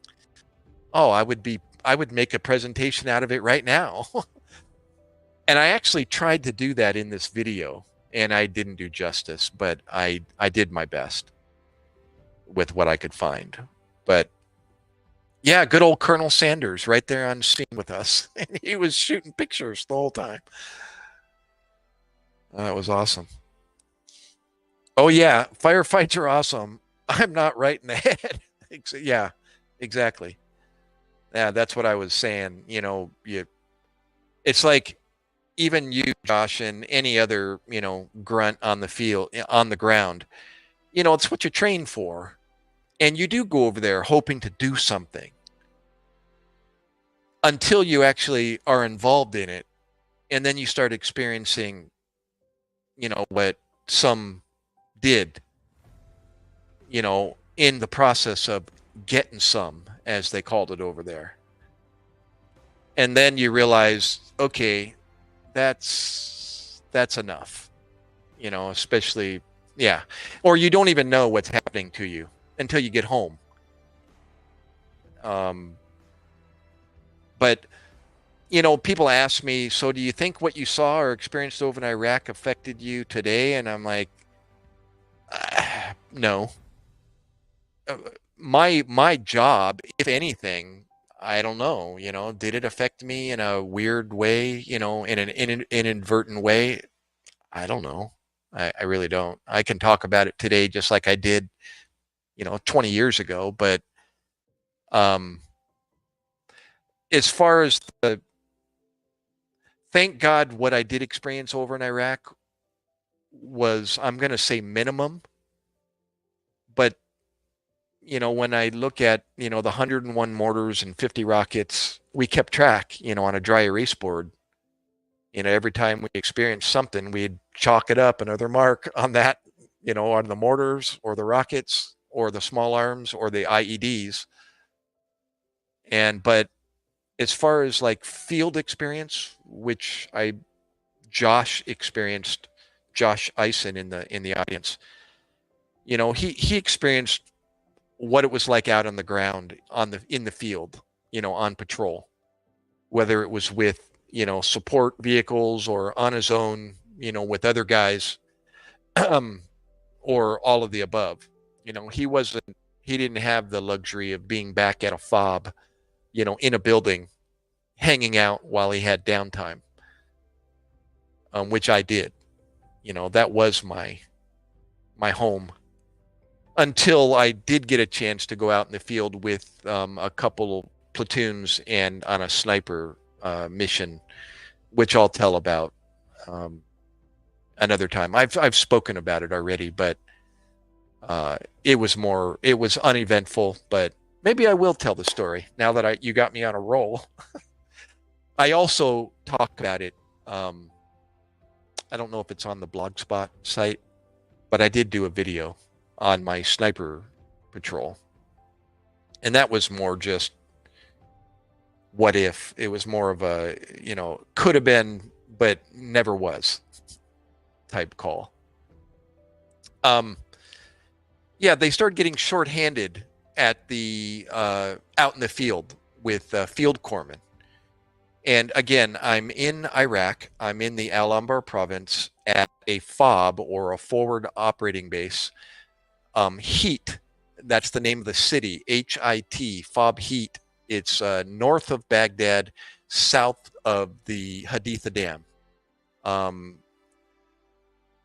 near the Al Assad Air Base, which is a Iraqi airport, military airport, um, in that general facility next to the Euphrates River, 8 miles north of the city of Heat along the Euphrates River. And that was where our home was. And we had guys, we had 300, approximately 300 people in, let me back up. There's like 600 people in this battalion, the 123 Marines. And 300 of them went to the Haditha Dam, and 300 thereabouts, 300 of us were back at FOB Heat. They split us up, 300 at the dam, 300 down at the FOB, or back at the FOB. And the guys that were out on patrol, doing missions, either by foot or by vehicles, when they were done, they would come back to the FOB and decompress and sleep. And then somebody else would go. They typically did 12-hour shifts, if not full day or multi-day, but it was typically 12 hours or a day. And they would come back, and then another platoon would go out and relieve them. Well, they started getting shorthanded with corpsmen just due to whatever. So they started taking from Peter to pay Paul, taking this corpsman from this group and putting them with this. And they came to us at the FOB with that news that, they were short corpsmen. In particular, they had Alpha, Bravo, Charlie. I don't know if there was a Delta, but I know there's Alpha, Bravo, and Charlie. And Charlie platoon was short a corpsman. So they came to the BAS, the Battle Aid Station, which is the primitive emergency room for the Marine Corps, where we hung out, where the docs hung out. And they said, hey, we need, our superiors said, we need corpsmen to go out in the field with Charlie platoon. So that was one of my peripheral jobs. I put together a calendar of rotating the corpsmen, the four of us, out into the field when they needed us, as needed, to fill that requirement. And so I put up a calendar and just rotated the names, on specific days. And whenever they needed it, we'd look at the calendar, see who was next. And my turn came up, so I went out, and it was a sniper platoon. Actually, like 3 guys, two snipers and a corpsman. And I was like, ooh, never done this before. What the heck am I doing? But they called me into their room one night to meet me and brief me on what we were going to do and what they required of me and what to expect and so on. So I literally walked into her room. These 2 snipers, these 2 guys. I was older. I was 42 years old over in Iraq, so most people were younger than I was. And they just literally stood me there in uniform with this cover on and my blouse and my BDUs to match this hat. It's desert camis. By the way, this is the Marine Corps hat with a Navy insignia right there. That's one of the uniforms they let us wear when we are assigned to them. There's Navy corpsmen amidst the Marine Corps providing medical support. Remember the Iwo Jima flag picture? Them hoisting the flag on Iwo Jima? They weren't all Marines. There was a Navy corpsman in there. And when I heard that, I'm like, yes! Hoorah! Yeah, the photographer that took that picture reveals that there was, 3 Marines and 1 corpsman, or 4 Marines, whatever the count was. So anyways, so I walked into the room, and they're literally looking at me head to toe, and they're asking me, so hey, that symbol on your hat, why don't you take that off? And I'm like, oh, sure, all right. And yeah, what do you got there on your, and they're looking at my uniform, and they look at me, and what do you got in your pockets? And I pull out what I got in my pocket. What's on your wrist? I had a watch on, one of those military watches. Actually, it was what brand is it? It wasn't military. It was a civilian one, but it was high speed, had GPS, all that. And they're like, yeah, cover that up. And I'm like, okay, what do you suggest? And like, use a sock. And I'm like, oh, okay.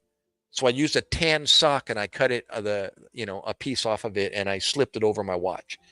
They're just looking for anything shiny and anything that's going to stand out or reflect. And or they say, yeah, leave that behind, or you don't need that, or what are you going to bring? And I said, well, I got a fanny pack that I usually carry. It's got all my medical equipment on it in it. And they're like, all right, that's good to go. And they look at it, they're looking at it, and then they give it back to me, and they're just getting me squared away. And then they tell me, they brief me on what we're going to do, and we're going to provide support for a traffic stop that they're going to have at this intersection. And they're looking for a bad guy. They actually had a name for him. He was called the Mad Mortarman because he was launching mortars at our base.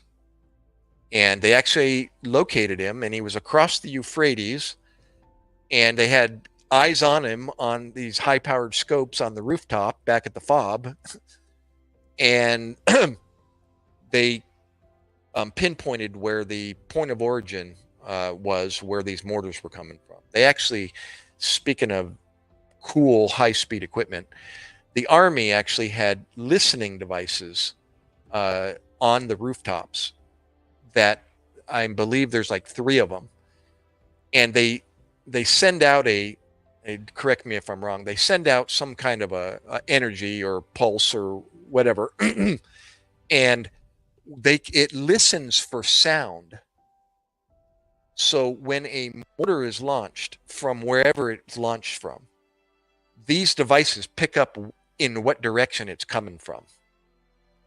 And you get 3 of them all feeding information back, and they can triangulate with these devices they just reverse triangulate back to the point of origin where the mortar came from. Yeah. And thank you, Josh. It was Army. It was the high-speed equipment left by the Army on our rooftops. Apparently, the Army was there before us 123 Marines occupied FOB Heat. So, and then once they get the point of origin, they send a quick response force or QRF out there, hopefully intercept them and catch them in the act of doing what they're doing. Well, these mortars, they happen to mount in vehicles. They're not dumb.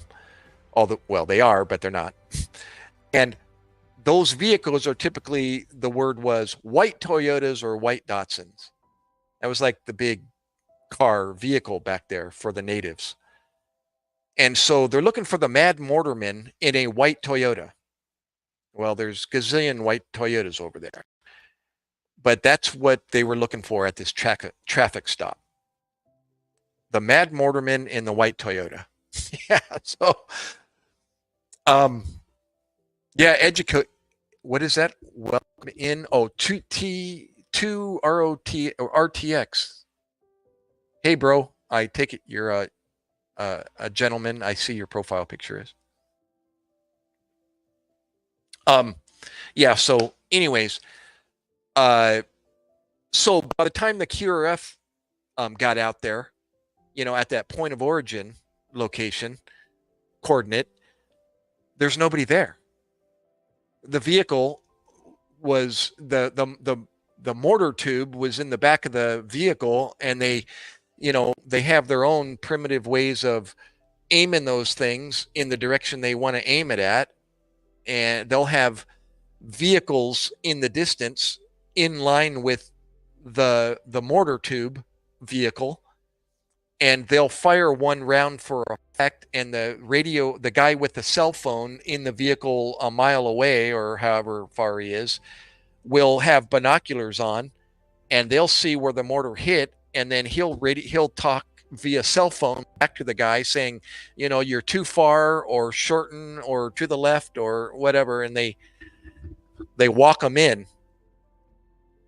And so that's what this guy was doing at our base, and he was getting pretty effective, and that's quite disturbing when you're trying to eat your dinner or you're sitting on the head in the portable outhouse and a 60 millimeter mortar or an 80 millimeter mortar lands anywhere near the base, is, yeah, it's hard to describe what a 80 millimeter mortar does a half mile away from you.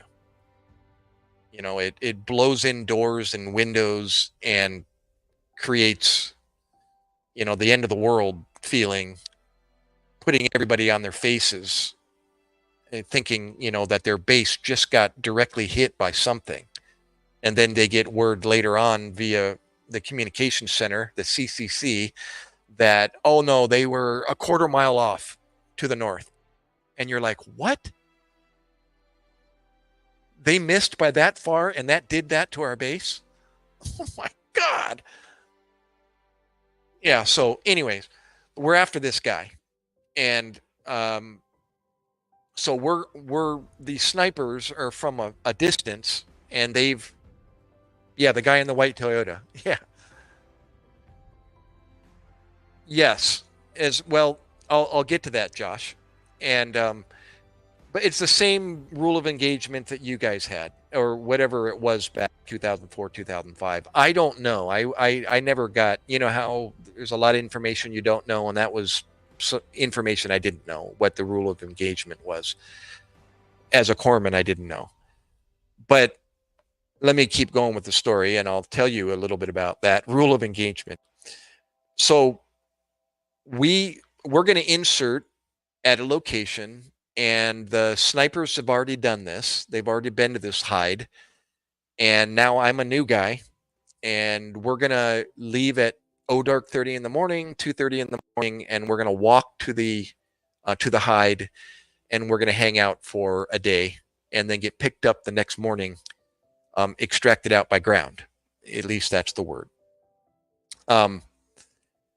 So yeah, at dark 30 in the morning, I show up at their hooch, and we get into a Humvee, and they drive us to a location down the highway, and the Humvee pulls over to the right in the dark, and we get out, and we walk down the embankment into this gully, like a drainage ditch, and then they're like, come on, Doc, follow us. And I'm like, Roger that. So I'm right behind them, and I'm literally, sometimes you have to reach out and hold on to the blouse of the guy in front of you because it's so dark, and I don't have night vision goggles. The guy in the front does usually.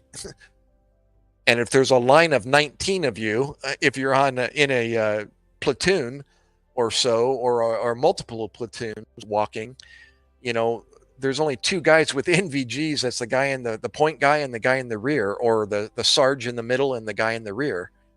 But the rest of us are blind, and to hold on to the blouse of the guy in front of you is a good way to keep your orientation as to which way you need to go.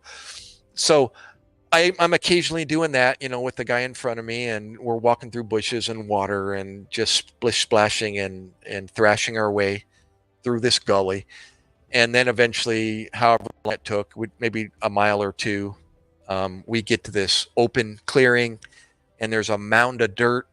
And on top of this mound of dirt is sandbags and kind of a fort looking thing. A hide, I guess, is inside of this, this fort that they built.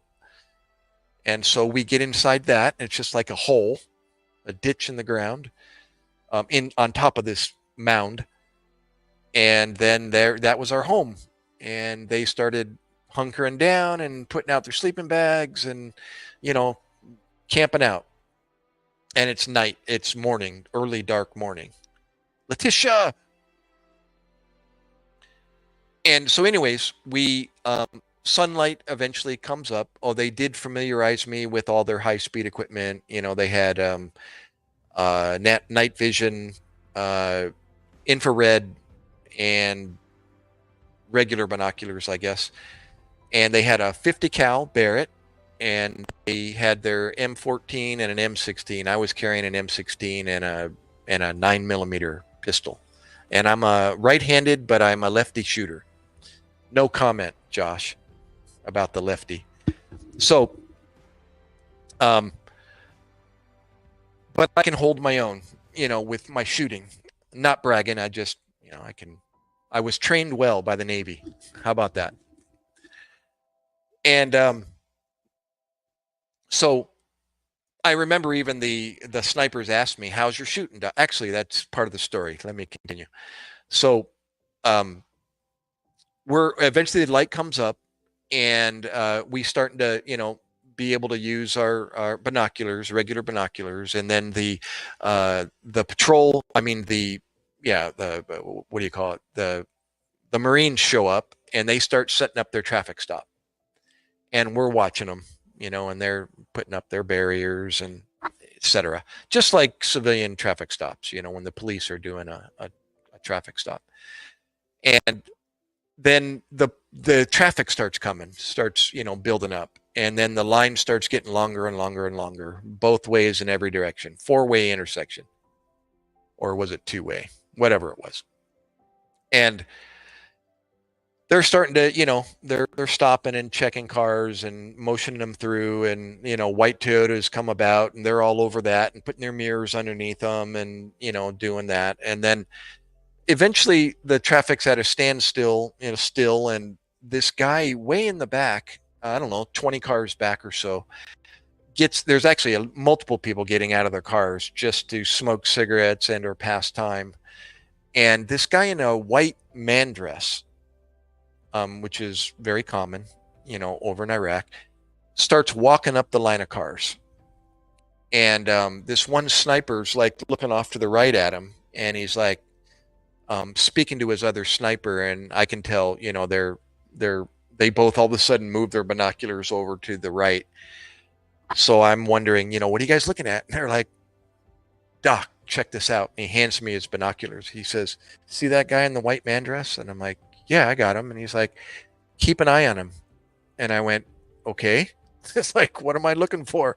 He says, we've had incidences where guys that look just like him in a white man dress will be strapped with a bomb, and they'll make their way up to the intersection and they'll blow up the intersection and everybody there. And I went, no way. And they're like, yeah. And he said, how good's your shooting, Doc? And I went, I qualified, with the M16. I can hold my own. Why? And he says, he hands me his M14, and it's got a ACOG scope, on top of it. And he goes, watch that guy in the white man dress. And they're looking through binoculars, and I've got the M14. Of course, I'm holding it with my left hand right now. And I'm looking through, and I was like, okay, I got him. He says, just keep an eye on him. And then when he finally walks up to the intersection, and he's just like engaging conversation with the Marines, like, what's going on. He's you can't hear him, but the body language. And he says, Doc, put the crosshairs on his chest. And I went, okay. So that was easy. I'm like, got him. He says, if he does anything, if he puts his hands anywhere but out in the open, he says, you think you could put a round in his chest? And I went, I think so. It's like, he's a target and I can hit a target. And I asked him, is your rifle zeroed? He goes, don't worry about it. He says, it'll hit whatever you're pointing at. And I said, okay. And I sat there, and I just had those crosshairs right smack, dead center. And he just said, keep an eye on him. And he says, if he shows any sign of suspicion, he says, you think you can put a round in his chest? And I thought, I think I can. I know what to do with him if I hit him. It's like, and nothing ever came of it. But I remember that was the instruction. Speaking of rules of engagement, he gave me the rules of engagement. And I thought, and I was kind of waiting for him to say, hit him or shoot him or something, because in my head, I'm kind of not really processing, what is considered, an aggressive action. I've never done this before, but he told me, and I kind of got the gist of what he was saying. Was I going to be able to do it before he put his hand on a trigger mechanism? I don't know, but yeah, don't sneeze with your finger on the trigger. Well, as you know, my finger's next to it. So yeah, I never did pull the trigger. And he ended up, after finishing conversation with the Marines, he turned around and he walked back, and he went back to his car. But I remember him, he handed me his weapon and he said, "How's your shooting, Doc?" And I said, actually, a true story and not bragging.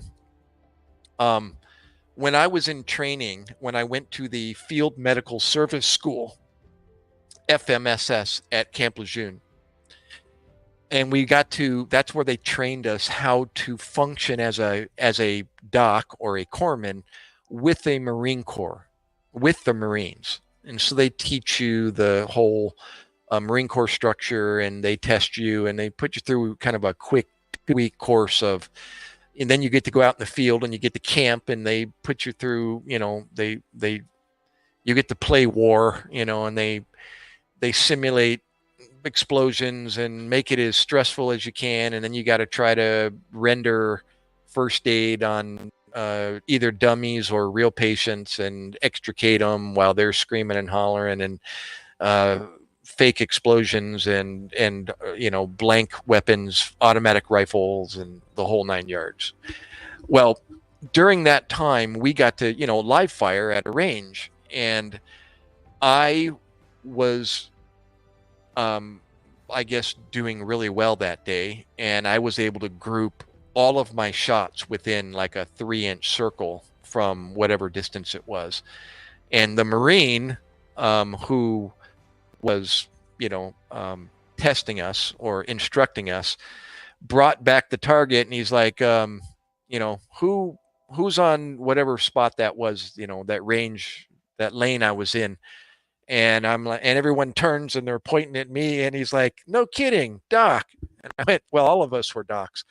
And he's like, "You think you can group a smiley face?" And I went, "I can try." So I tried to make a smiley face with 2 eyeballs and a mouth, and I failed miserably. But he was impressed with, my shooting, and in reality, again, not bragging, but the Navy did a really good job in teaching the basics in how to sight a weapon, iron sights, and they put you through a simulator. You actually got to fire in a simulator when you first learned, where you're just pulling a trigger with a light, at a screen. And I learned that if everything is the way it's taught, if you can get your iron sights and or your white dot or whatever dot lined up in the appropriate place on the target, and the weapon is, zeroed or within its, range where it's not going to drop or whatever, then you'll hit the target. Whatever you're aiming at, you'll hit it if everything's lined up properly. And I found that the reason why people aren't hitting things is because they're not following the instructions. They're not able to get the sight aligned, with the target appropriately, level and in the middle. And so that's the way, when I shoot, that's what I always try to do. And when I do that, I hit what I'm aiming at. So it's like a no-brainer to me.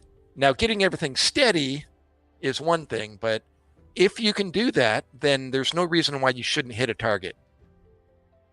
If you're not hitting the target, then you're not aligned. So it's true. Yeah, not to brag, but man, I'm a menace with it. That's it. So Josh, you can relate. If you're within the effective range of, the bullet or the weapon, where you don't have to compensate for, distance and all that, then just like the sniper said, he said, don't worry about it. If whatever your crosshairs are on, you're going to hit that. And I was like, okay, good to go. I, I'll have to worry about that. And yeah, so would I have hit his chest? More than likely. I can do it with a pistol. I was impressing the guys at the range with my M9, hitting beer cans, and they're like, dude, you hit it. And I said, well, of course I did. My sights were on it, when I pulled the trigger. It's true. And I've even had people come over and go, oh, control that, that kickback. And I'm like, look at the target.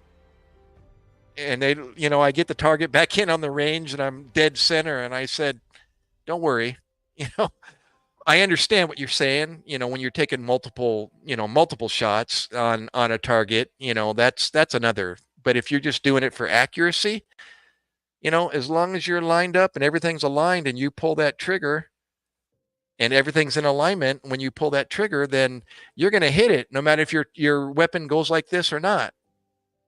You can let it. I do all the time. I let the weapon just go, wah, But at the point of me pulling that trigger, that bullet is out of the weapon and on its way. So anyways, hi, Marianne. Well, awesome. Yeah, it's impressive to see people that can shoot.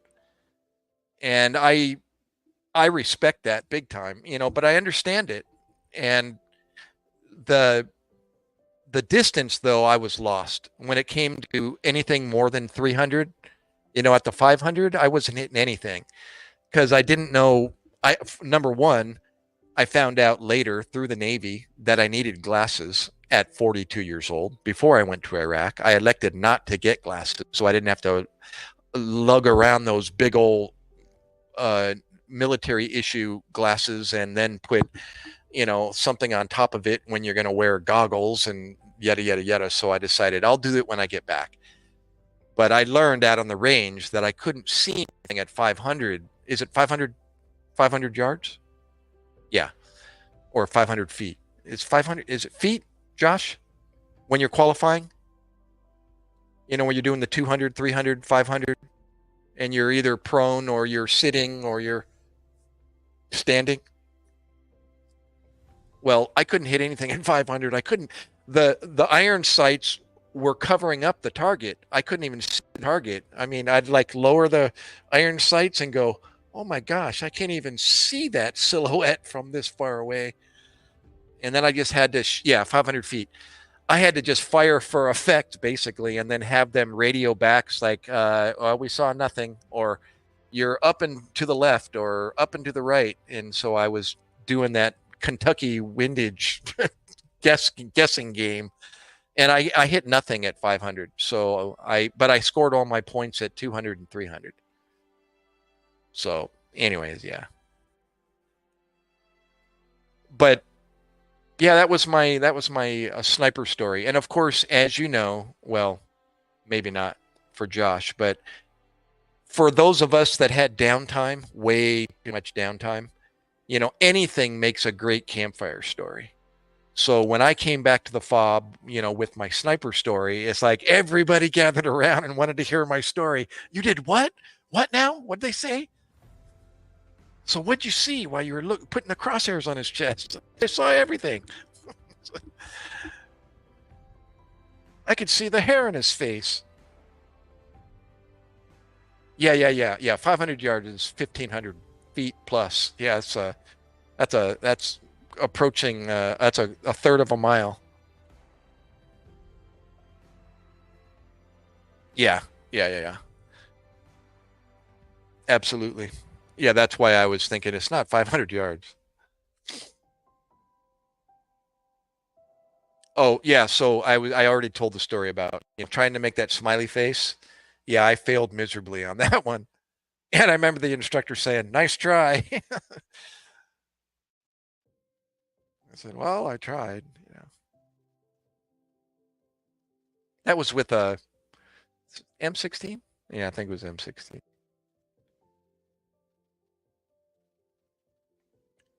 Oh, they also recovered a help me out, Josh. They recovered a Soviet sniper rifle. Was it Soviet or what's the other country? A Chechnyan sniper rifle?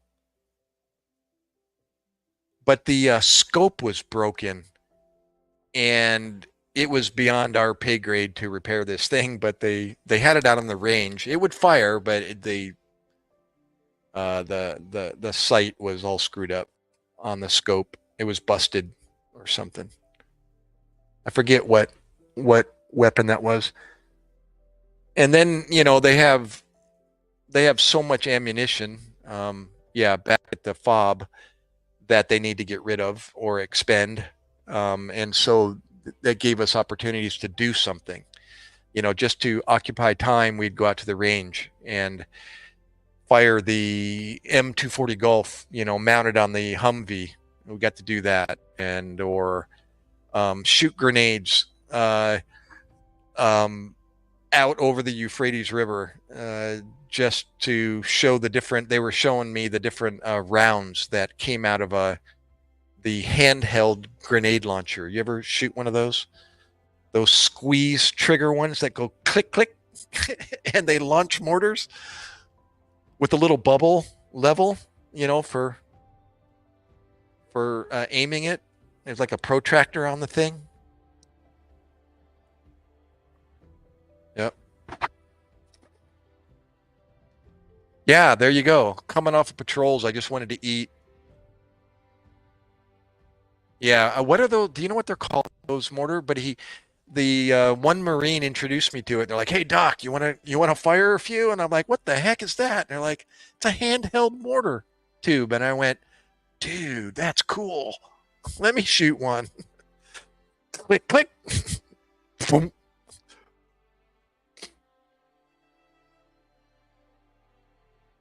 Yeah. Also, I remember they have mortar rounds. Correct me if I'm wrong. They have mortar rounds that drop those little bomblets. It explodes above the ground and then goes. I believe they're mortar rounds. They actually had mortar rounds that did that, didn't they? They launch them and then they explode above the ground and they launch those little bomblets and they all explode along the ground. The heck are those things?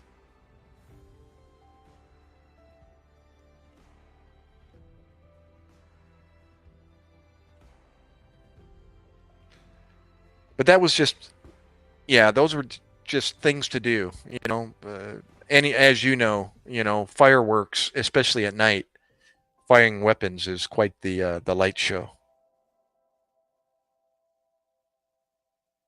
Yeah, I experienced an F-15 scream over us at ground level that just, oh my gosh, I thought the world just came to an end, and it was a freaking Marine F-15, right? F-15s, yeah, screaming over us, and then shooting his what is that? Those orange flares coming off their port and starboard sides at night. Oh my lord. What in the hell was that? What the heck? We're on our faces, eating dirt, wondering. I thought a bomb just went off, and it was a screaming jet over our head. Somebody called in somebody, and he was just there for. Well, they used that tactic to, as a show of force, just using their sound, their engines. There was an instance where we were on patrol on foot in the city of Heat, and we were almost out. We're on our way out to the 7 tons to pick us up when all of a sudden the radios started. Here, let me read your comment. I always wanted to shoot a 50 cal. Also, I got a story about that. See, every time you say something. Also, those things are wicked when you talk about ground shaker. Holy moly. Before I tell you about this foot patrol through the city of Heat, Um, prior to that, that sniper patrol that I went on, we had a range for us, and then they had a range for the ING, the Iraqi National Guard, and they were outside the wire, and their building was outside the wire, and we went over there frequently to either visit, do business, or give educational classes for them, first aid classes. That was one of the things I did for the INGs. Um, well, uh, the snipers were going out to zero their Barrett, and I volunteered every chance I could. Everybody else wanted to stay back at the BAS, and I'm like, dude, I need something to do. So every chance I had to go out to the range, I volunteered for it. So I went out with the snipers while they were zeroing their 50 cal. And of course, they asked, "You ever shoot a Barrett before, Doc?" And I'm like, "No." He says, "You want to?" I said, "Yes." So he gets me. I'm lying prone, and we're just shooting at rocks in the distance, and the spotters spotting and trying to zero them in, and or targets they had set up. They were just primitive, targets they had set up. And so Doc lays down, and I get this thing. I think it's on a bipod, and I'm lining it up, and he said, "Whatever you do, Doc, keep your mouth shut." And I thought, did he just tell me to keep my mouth shut? I'm thinking, I didn't quite comprehend why he told me that. He should just be sure and keep your mouth shut. And I thought, okay, never been given that instruction, a shooting instruction before, to keep my mouth shut. And I thought, so I get down there, and I'm looking through the scope, and I get it lined up, and I pull the trigger, and that thing goes boom, and it's an amazing weapon. And the spring inside of it, and the amount of recoil that it doesn't have for that size of a weapon is incredible. The sound, and you can tell the energy, but it doesn't it moves you a little bit on the ground, but based, the size of that ammo is incredible, how soft that weapon is. And so I pulled that trigger, and the big whoom came, and immediately I had a mouthful of dirt. It was just mud in my mouth. And I went, "Oh, blah, blah, blah." And the sniper goes, "I told you so." And I went, "Oh, that's what you mean, keep your mouth shut." I got to, yeah. Oh, hold on one second, guys.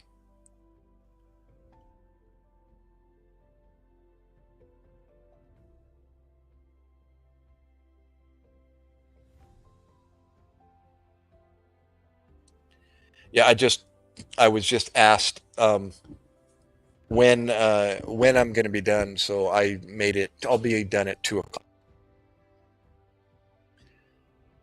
Yeah, so there, if you didn't already know, if you didn't already anticipate what was going to happen when the sniper said keep your mouth shut when you pull the trigger, well, now you know. Keep your mouth closed if you're laying prone in the dirt when you shoot a 50 cal. The if you've ever seen on videos the effect, the air effect around a 50 cal. Have you ever seen that guy standing in a standing position, and he's firing like he empties a magazine, 50 cal magazine, in a standing position?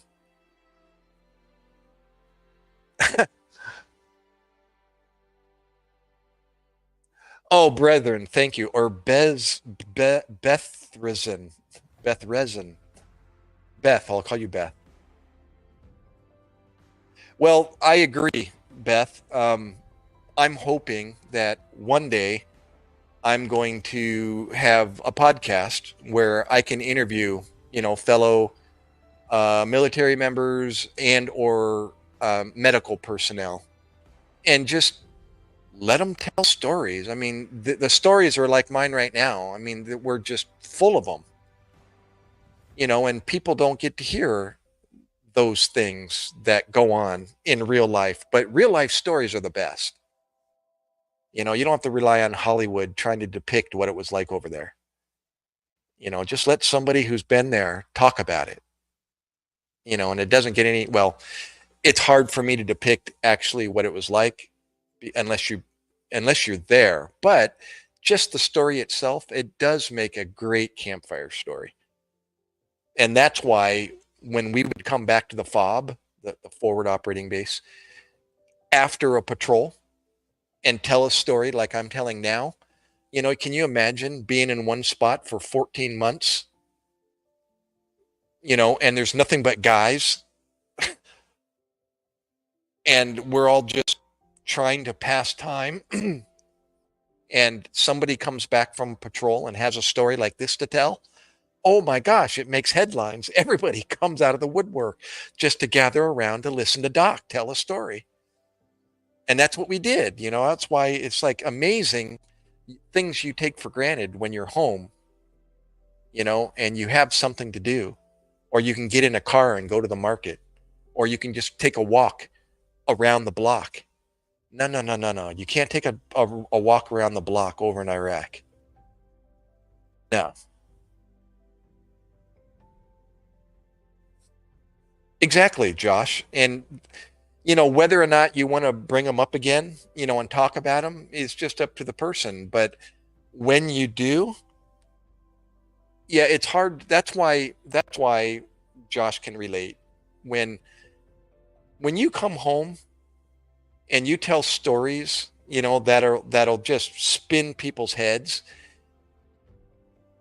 people will either stop you and say, okay, that's enough, we don't want to hear that, or they'll listen with awe, but they really don't understand what you're saying.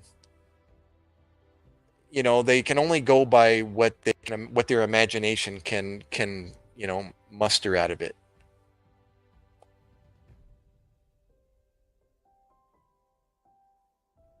Yeah, it's hard. It's hard to um that's why you hear people say, the only real people that can relate are those people that have been there, and why it's hard to come back home and to be able to just have an open conversation to somebody about something that you just want to talk about. It's right there. It's in your memory. It's that close, and you just want to talk about it. But the average person, if you start speaking military jargon and using the abbreviations and shortcuts, that just come out naturally, from being in the military for so long, most people don't understand even what you just said.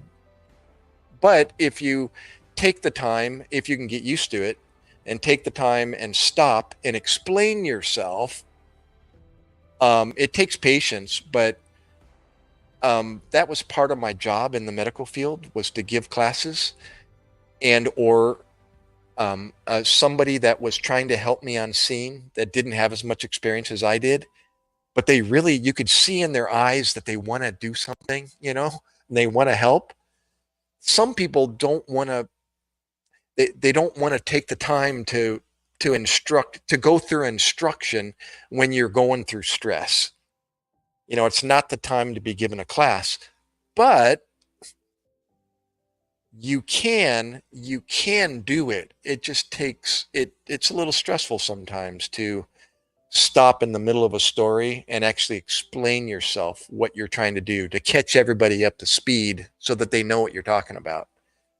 And that's why I'm thinking, when you're in a podcast and you got two people, you got the interviewer and the person being interviewed, that person, for example, Josh Eisen, might be telling his story, and then it'll be up to me to help with the story, and I'll tactfully interrupt him and saying, could you explain what a IED is or a VBIED is, and then he'll be forced to, stop and explain what that is. But two people is helpful, to help the picture be explained better. Yeah, it's true, Beth. It's just it's like any job. You get into a job and you learn your job, and you just automatically are talking things, and because your partner or your fellow employees all know what you're talking about. But you bring that into the civilian world, and people are like, what the heck? What does that mean? If I was just saying POI or BAS or CCC or, without explaining what those were, unless somebody's heard that before, it's like, what the heck does POI mean? Or OP or BAS or MWR. We use these abbreviations, Marine Welfare and Recreation Room. That's where the telephones and the laptops were, but they called it the MWR. So, you gotta explain that.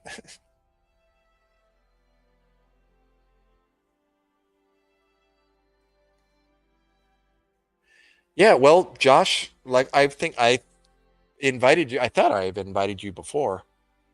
Just drop me an email, and it's just to let you know how it would go. It would be going just like I am right now, except you're going to be beside me in a frame next to me, and we won't be live. We won't be live right now like we are now to the world. It'll just be like a face-to-face messenger or FaceTime interview,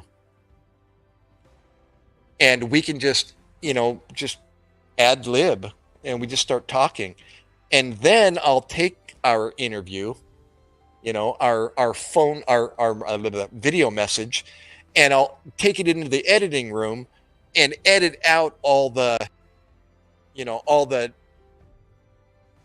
do the magic of editing, and you get a conversation that just is engaging, and things happening with background picture and or inset pictures that you do in your editing, and the story is told, and then once I'm done, then I'll post it on YouTube, and it becomes an episode. So it wouldn't be like we're live, under pressure, on the internet.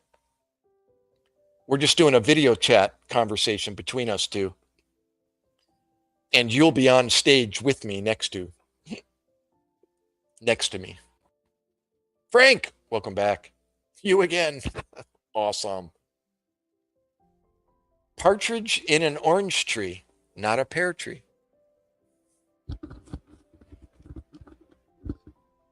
You're a little early for that name, Partridge in an orange tree. But we're getting close. We're getting there. Here, hold on. I gotta turn the fan on. I'm really starting to sweat.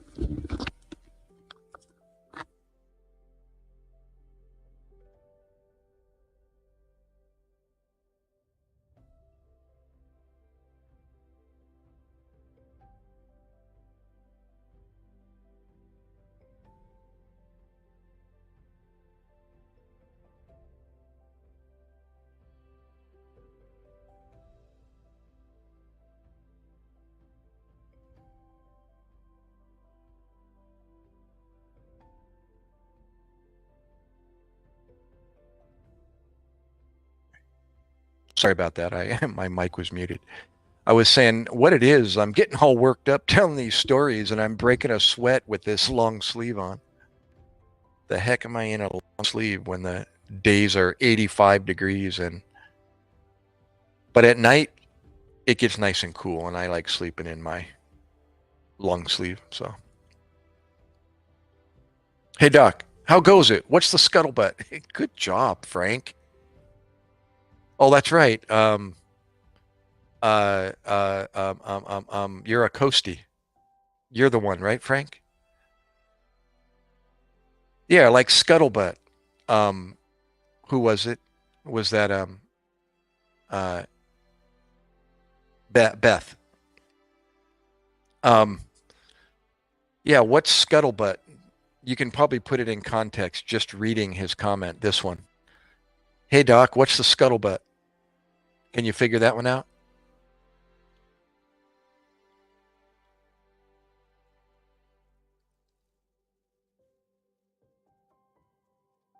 Partridge, let me see.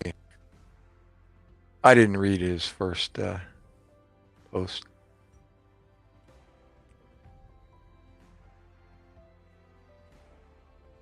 Oh, it deleted it.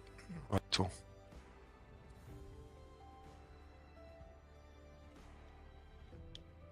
Beth, are you still there? Let's see. Did you answer? Oh, there you go. Yeah, scuttlebutt is what's the rumors? What's the latest? What's the latest talk? It's you have to Google it. I think it's an old maritime seaman jargon. Or here's another one. What's your favorite pokey bait?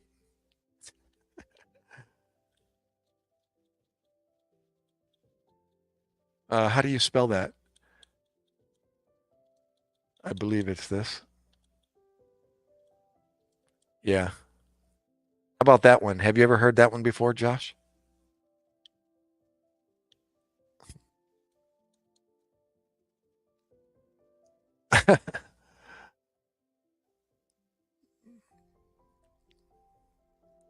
You're in Canada? You're in Canada, eh? Awesome. Yeah, really, Beth. Your first time here. Appreciate you hanging out. Yeah, pokey bait. Never heard of it, Josh? How about Frank? I think Frank knows.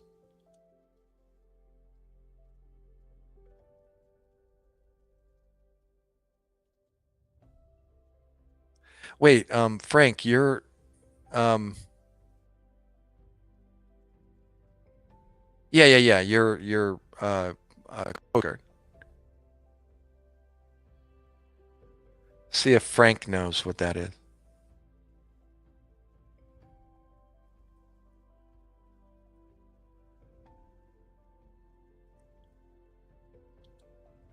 No, not or kind of some kind of fishing bait? No. Well, you're kind of on the right general bait per se.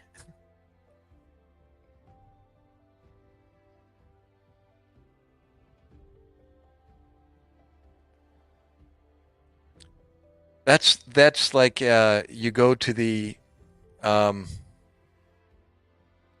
one of those lousy dishes they served in the Navy. They have some pokey bait with your on a shingle. Yeah. Well, pokey bait is the snack store. What you go to the you get a snack, candy, candy bar, you know, candies, pokey bait.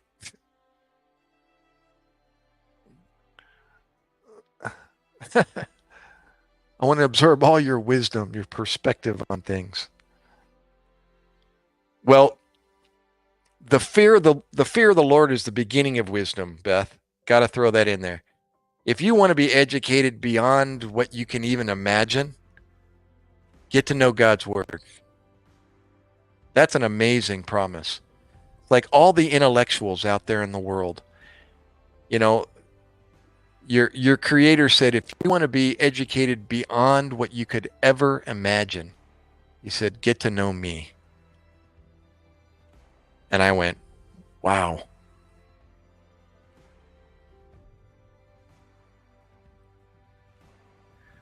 Paul, the once Saul became Paul.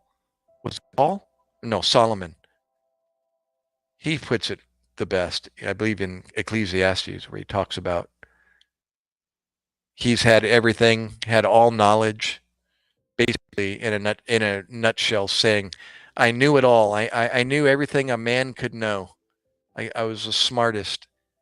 But when it came down to everything, he said it meant nothing. Gedunk, there you go. You get pokey bait at the Gedunk store. Thank you. I was thinking of that, Frank.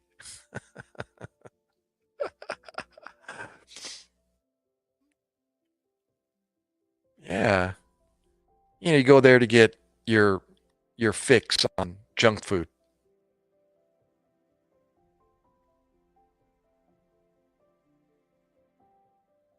There you go, Frank.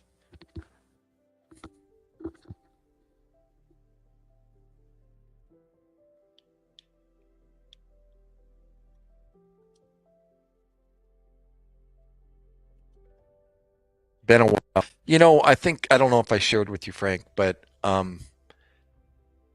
in my 8 years in the Navy, not once did I step aboard a ship. Isn't that sad? I came really close. I was going on my AT as a reservist annual training, and I had a couple opportunities, um, to do some time on an aircraft carrier for 2 weeks. Um, but that never unfolded, or that never, yeah, came to fruition. And then the last annual training that I was signed up for was to go to Ketchikan, Alaska, to go provide medical support for a joint military civilian project. They were building roads or bridges connecting some islands up in the southern Alaska. And military was involved with civilian contractors in helping build this road. So I was going to go up there for 2 weeks to provide medical support, and I got the phone call to go to Iraq, and those orders got canceled, and I went to Iraq instead of Ketchikan, Alaska. Shallow water sailor. Yeah, you should have been in the Coast Guard. That was 2004, Frank. Yep.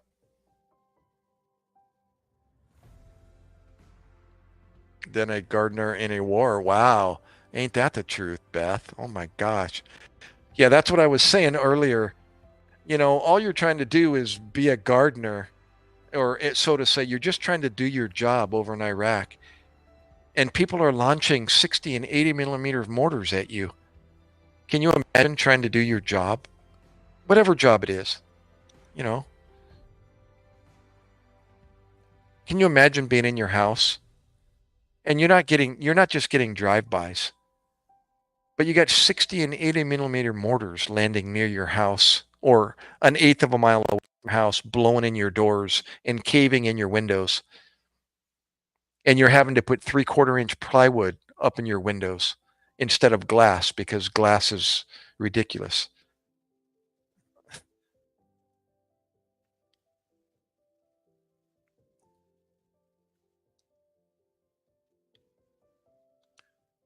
Awesome.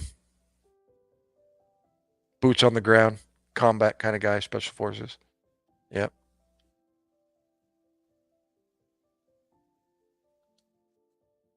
Yeah, I love watching the YouTube.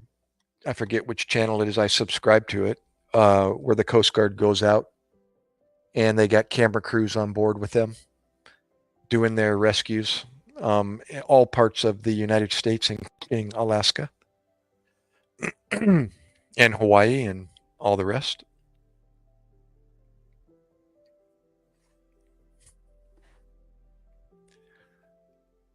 Well, Beth, I've never like had been shot at by directly by small arms.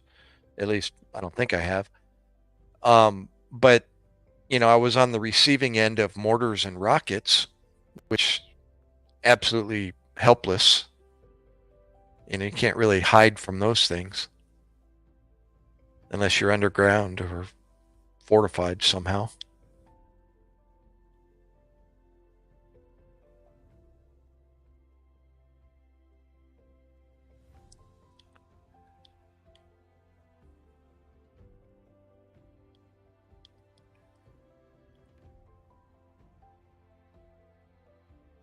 Yeah, Beth, feel free to ask Josh questions as far as who he was, what he did, what branch of the service he was part of.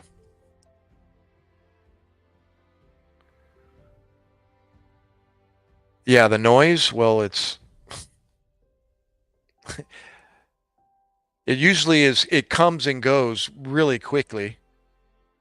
But yeah, you either handle it with sheer terror or permanent effects to your ears. Matter of fact, I saw many eardrums. I examined many eardrums over in Iraq for that very reason. That I never, as a paramedic, we don't deal with that kind of, medicine, looking in people's eardrums. We don't have those instruments in our ambulance, nor were we trained to. But over in Iraq, that was one of the instruments. We had otoscopes, what they call them. And they instructed me on, hey, check this out, doc. You ever seen a perforated eardrum before? I was like, whoa, really? He said, yeah, come check this out. Or, I'll talk about this. This is pretty, yes, they do issue um, protectors, Beth, but Josh can comment on that. I'll let him comment on ear protection while at war. That was a big talk as far as,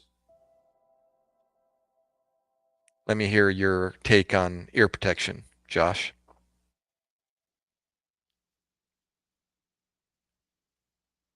Yeah, they issue you either the foam, the foam earplugs.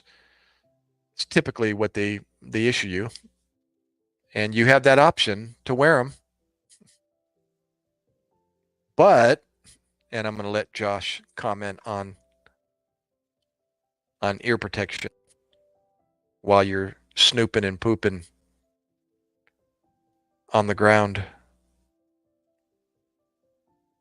And you in the Navy had no shit time. None. None. The only ship I've been aboard is at San Diego when the Thai Navy came to buy one of our ships. We got to go down in the galley and have breakfast on one of their ships. They were sailing back to Thailand. And the U.S. New Jersey here in New Jersey, where I went as a tour as a museum. And that was the only time I've been aboard a ship.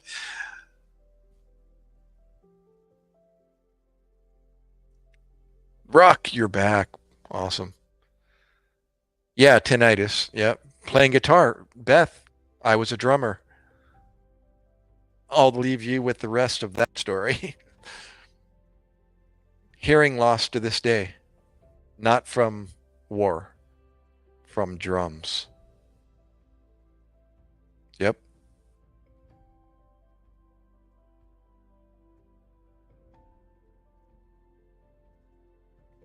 Oh, list of places you've been. Yeah, let me oh there it, oh I didn't realize that's what you were. I saw that. I didn't know what that was in reference to. Honduras, Nicaragua, Ecuador, Gitmo, all the 7 years. Sea time. Awesome. Yeah, and that's something. I was in the Navy and never stepped aboard a ship.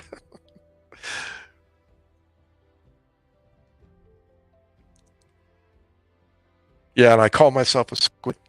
No, you call me a squid. We didn't even get earplugs in my day.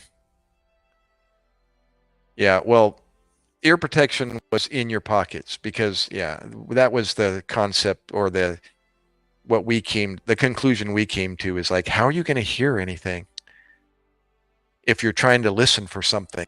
You know? Rock, it's okay, brother. What do you mean? You're sorry.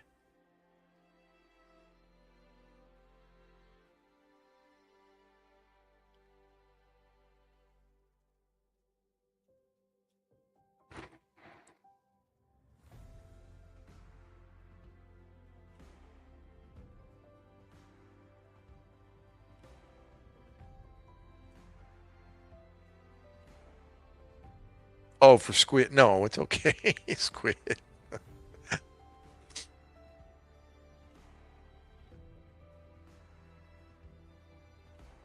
Yeah, now see, Ruckman, dude. He's prior Marine Corps. So he loves me no matter what he says about me because I carry big needles and he's afraid of me.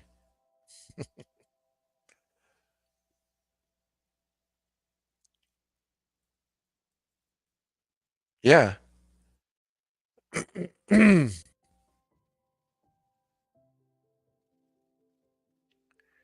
Yeah, I think I tried the earplugs, when we first got there, and I realized, no, I don't want to be walking around with my ears plugged.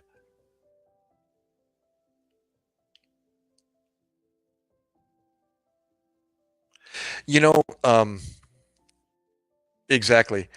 Uh, I commented on this before about the Marines, how impressed. I mean, it was almost I was naive when I walked in, examined my first Marine before I went to Iraq.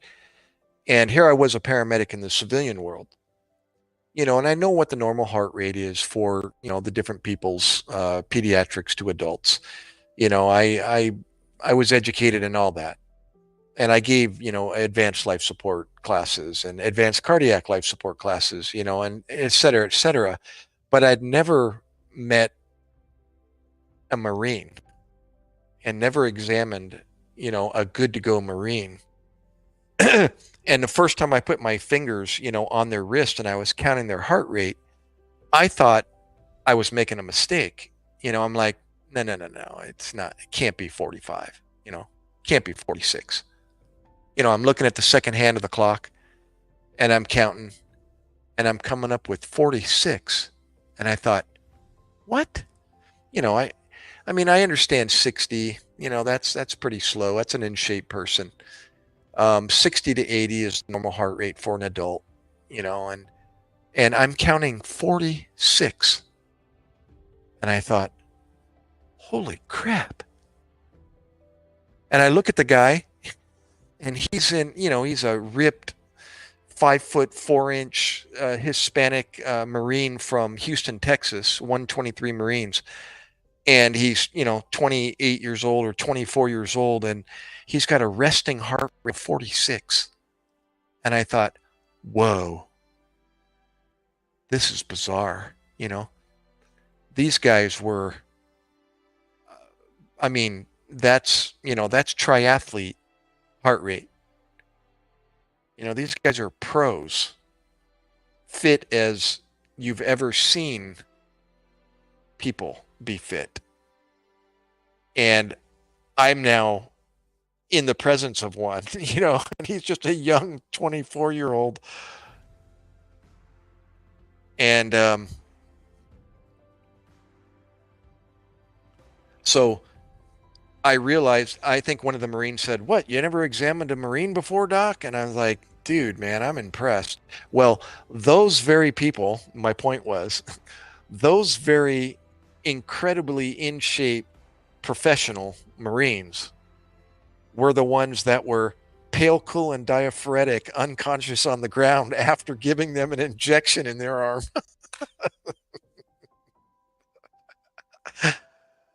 And we'd put a football helmet on them and take photos with everyone standing over them with their smartphones, taking pictures and laughing and giving them heck after they woke up with a football helmet on. And they're wondering, who the hell put this on me? We're like, not I. Uh,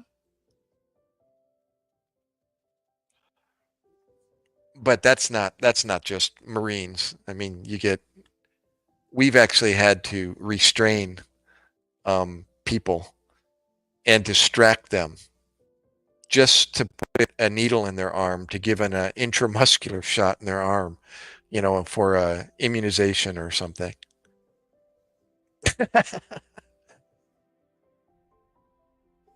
Even the Navy people did it, I mean, there's even I remember we were given injections to each other because we had to have the same immunizations that you guys, we had to have anthrax just like you guys did.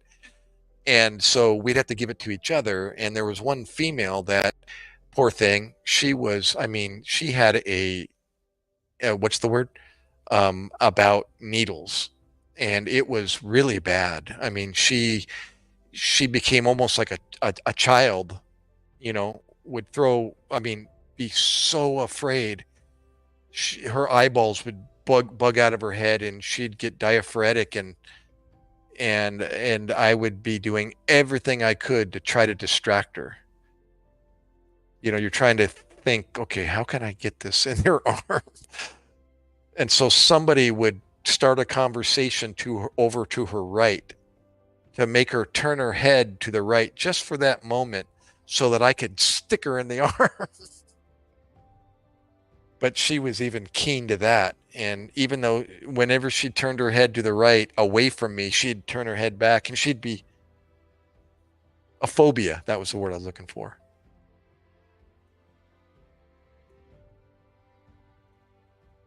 There, Josh even admits. It's incredible. I was let me read here. The needle's different from a regular flu shot they get from a doctor. No, an injection is an injection, Beth. Um, although some medicine hurts a little more than other medicines. Flu shots can be a little thicker. I guess the thicker the liquid, the more painful it is. That's not true, but it just depends on the medicine, how the cells react, how your skin cells react to the medication. It determines whether or not it's painful or not. It's not the needle that's painful per se. What hurts the most is the medicine going into your muscle.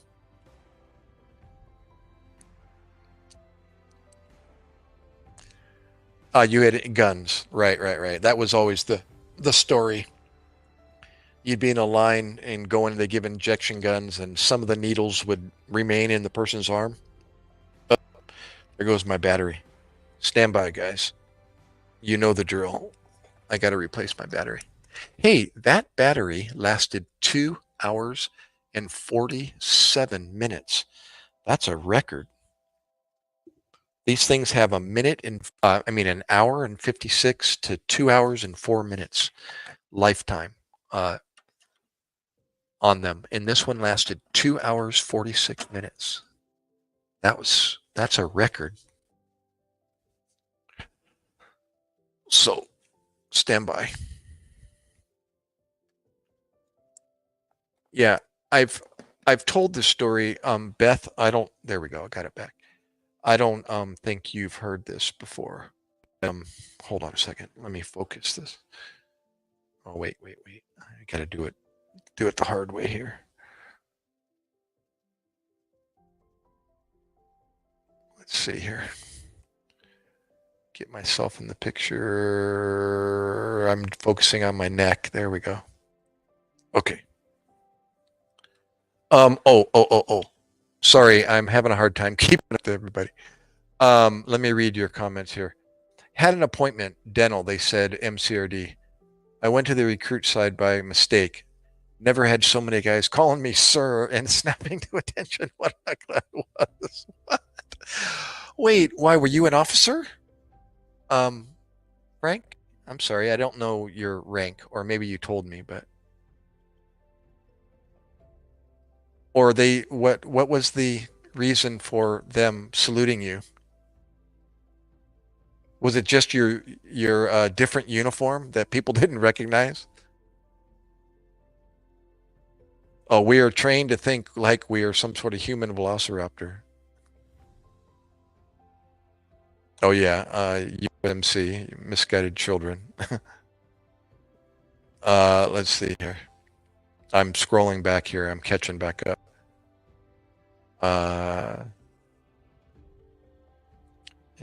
We'd walk through the line, and they would sometimes cut a swath for a quarter inch if the recruit jumped or jerked as it was applied. Oh, you're a chief. Oh, well, why were they saluting you? Oh, because you're with the recruits. Oh, okay. They're still learning. like it's like when I first arrived, at my first muster.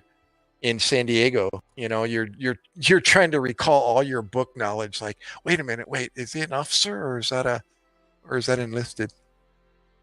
I don't know why I'm focusing on my neck, but that's the only thing I can focus on. Okay. Yeah. Gotcha. Right.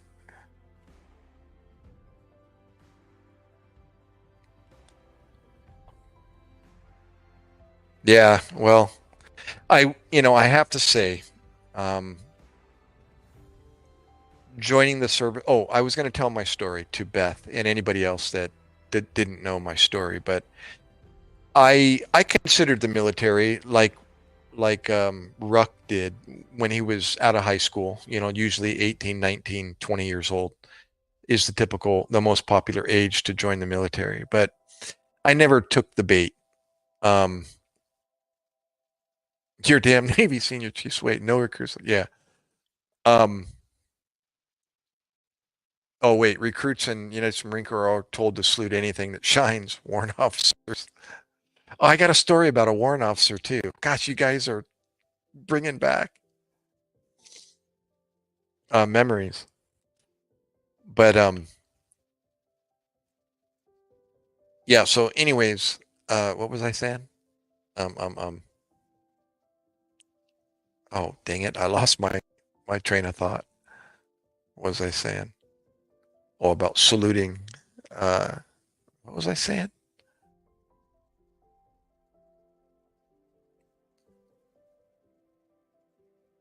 Oh, that's right. Yeah, with the little itty bitty star. If you didn't see that and you called him chief, senior chief. Oh, thank you. Okay, that's what I was saying. I almost took the bait.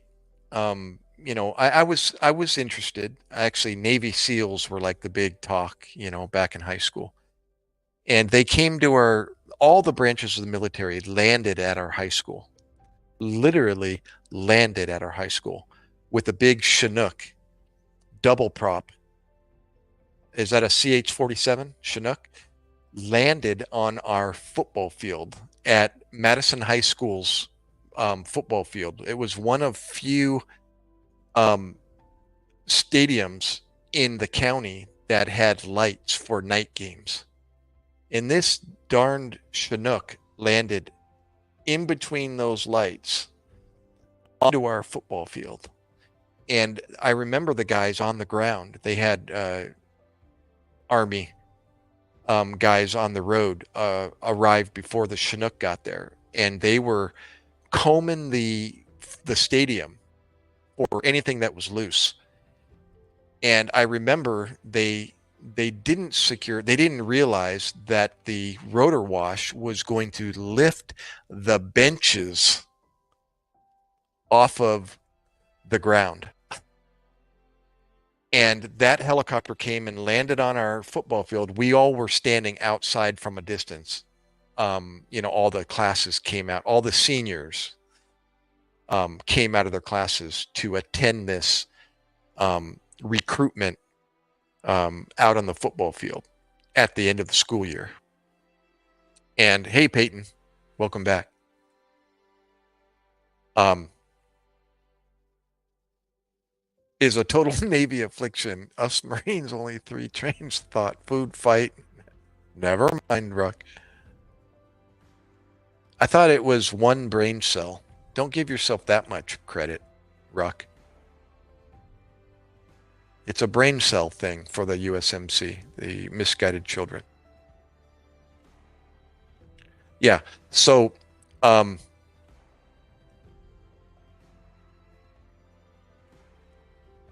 yeah. So this Chinook lands on our football field, and I remember watching the bench seats lift up off the ground and just slam up against the chain link fences. And then after they settled down, they dropped the back hatch and started offloading all the tents, and they started setting up all their kiosks. Sorry, everything from, I don't know if the Coast Guard was there. Maybe they were. Navy, Army, Air Force, Marines, and all around the football field. And we got to walk, all the seniors got to walk around and visit all the kiosks, including the Navy, which had the Navy SEALs, and they had a water tank, and they had a diver in the tank, and he was communicating with us, and by writing his finger on the fog and on the glass. And I remember him doing that. And there was a bunch of guys sitting up in the bleachers, and then the rumor started circulating that those were the Navy SEALs up in the bleachers. So I walked over, and I had to assert myself and ask, who were they? And they were indeed SEALs. And I asked them about the Navy SEALs, and they said, our attrition rate is 70+% if you're interested, or 80%. And I went, okay, thanks. And I kept walking.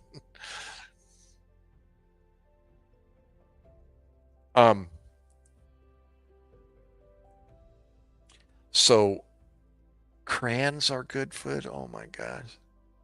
Let's see. What did Beth say? Sorry, I'm trying to keep up with everybody's comment. Could have been swayed. Might have been something like that. Would have landed on the school. We just had one depressed looking recruiter.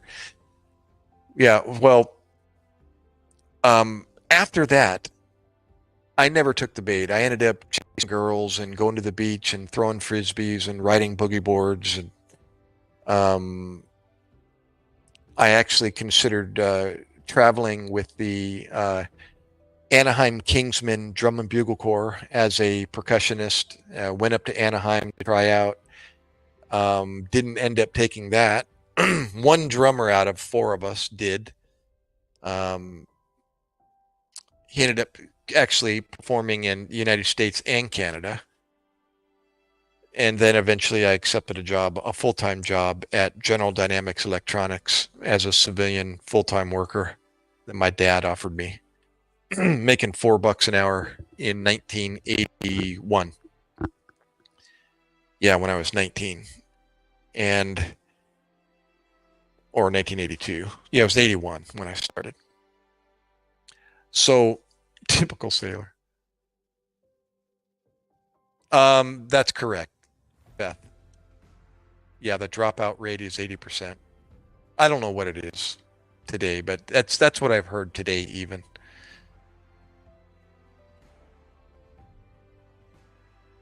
Yep. It's exactly what it means.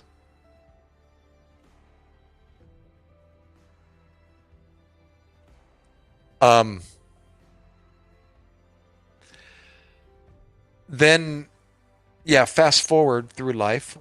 I was going through a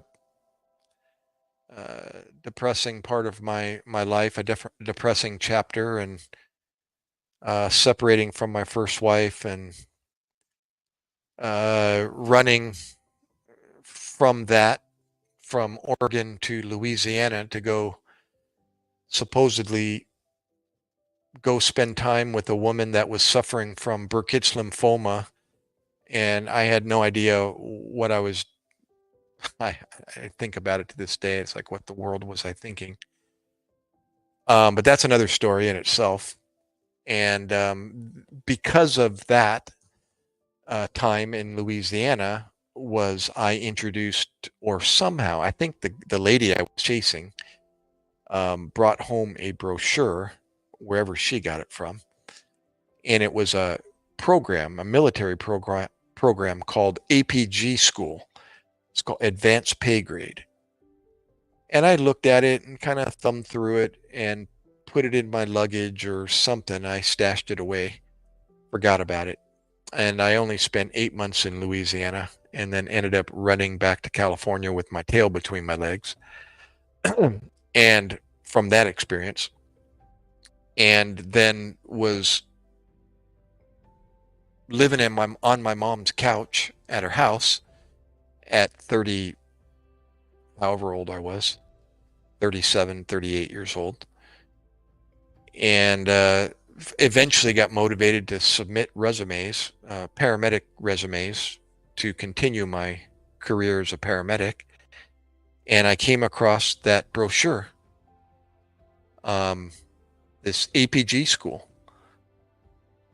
And I thought, well, I'm in between jobs and I'm not sure, if I'm going to continue my paramedic career. And here I've got this brochure talking about joining the military um, at a cutoff age of 37 years old at the time. And I was 36, and 2 months before my 37th birthday. Actually, it was a couple more months than that. When I went to a recruiter's office at 36 years old, and they told me about this program where they would implement your civilian experience into the military. And so I went into a recruiter's trailer, and the Army was on this side and the Navy was on this side. So I went to the Army side first, didn't know why, but just went in there, and the recruiter did his best to, sell his spiel. And he said, "Oh, what do you do in the civilian world?" "Oh, I'm a paramedic." "Oh, we can make you a medic in the Army."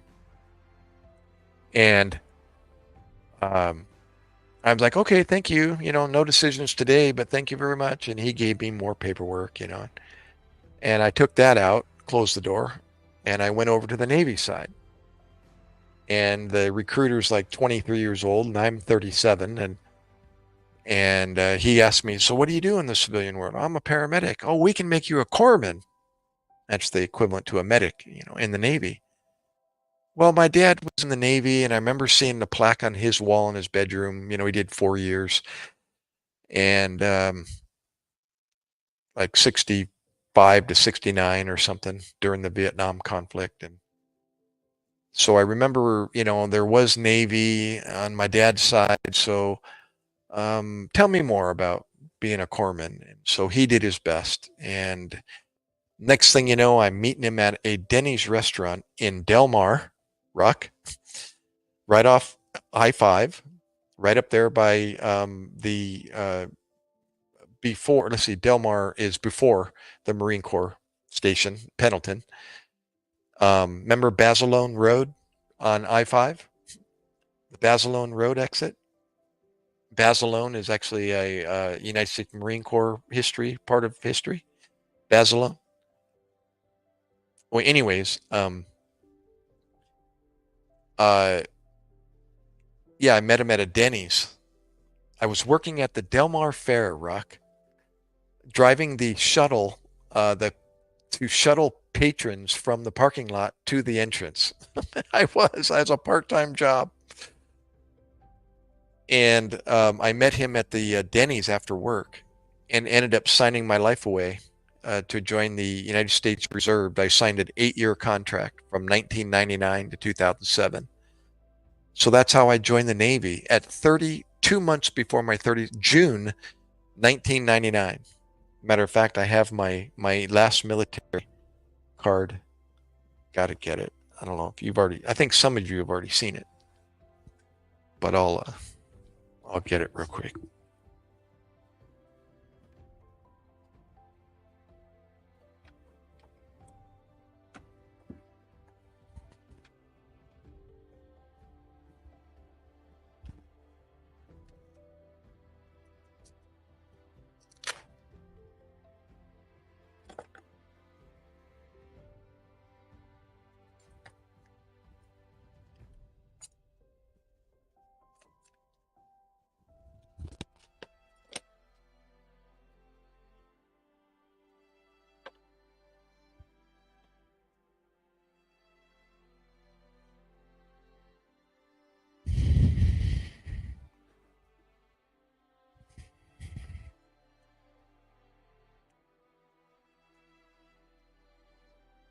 Okay, this was my last ID card before I got out.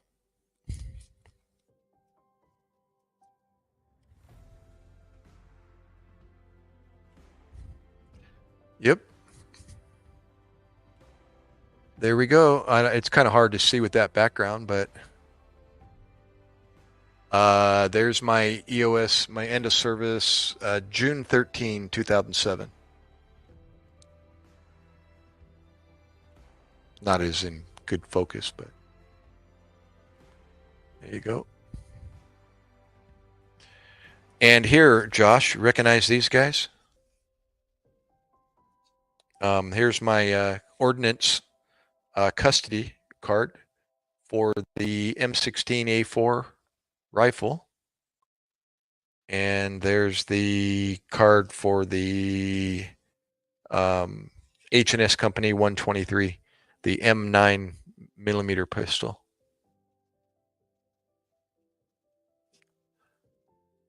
Oh, that's kind of hard to see. There you go. I found those in my douche bag, as they call it, my shaving kit, and then of course the veterans card. You can't see the photo there. It's kind of barely visible. It's getting worn out. Yep.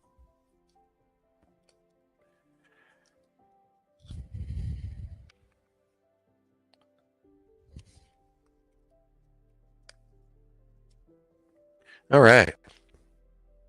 Do you?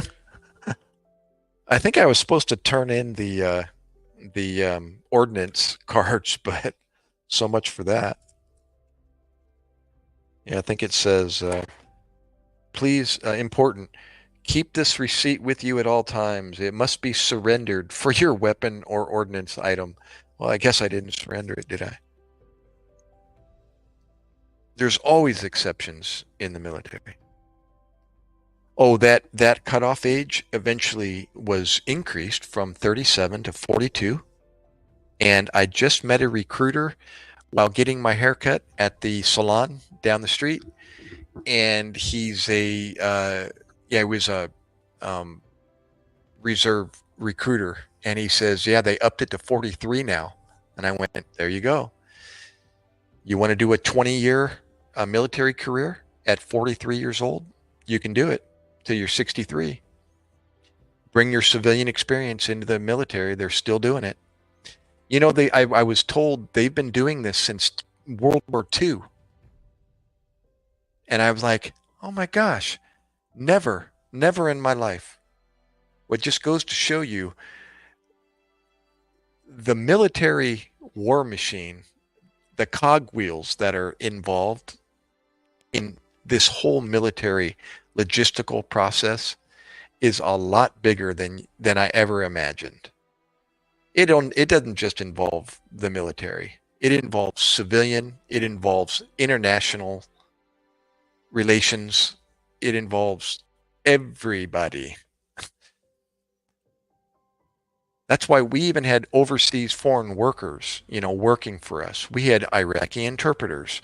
We had guys from Albania and Yugoslavia doing work on our base. It's a worldwide operation.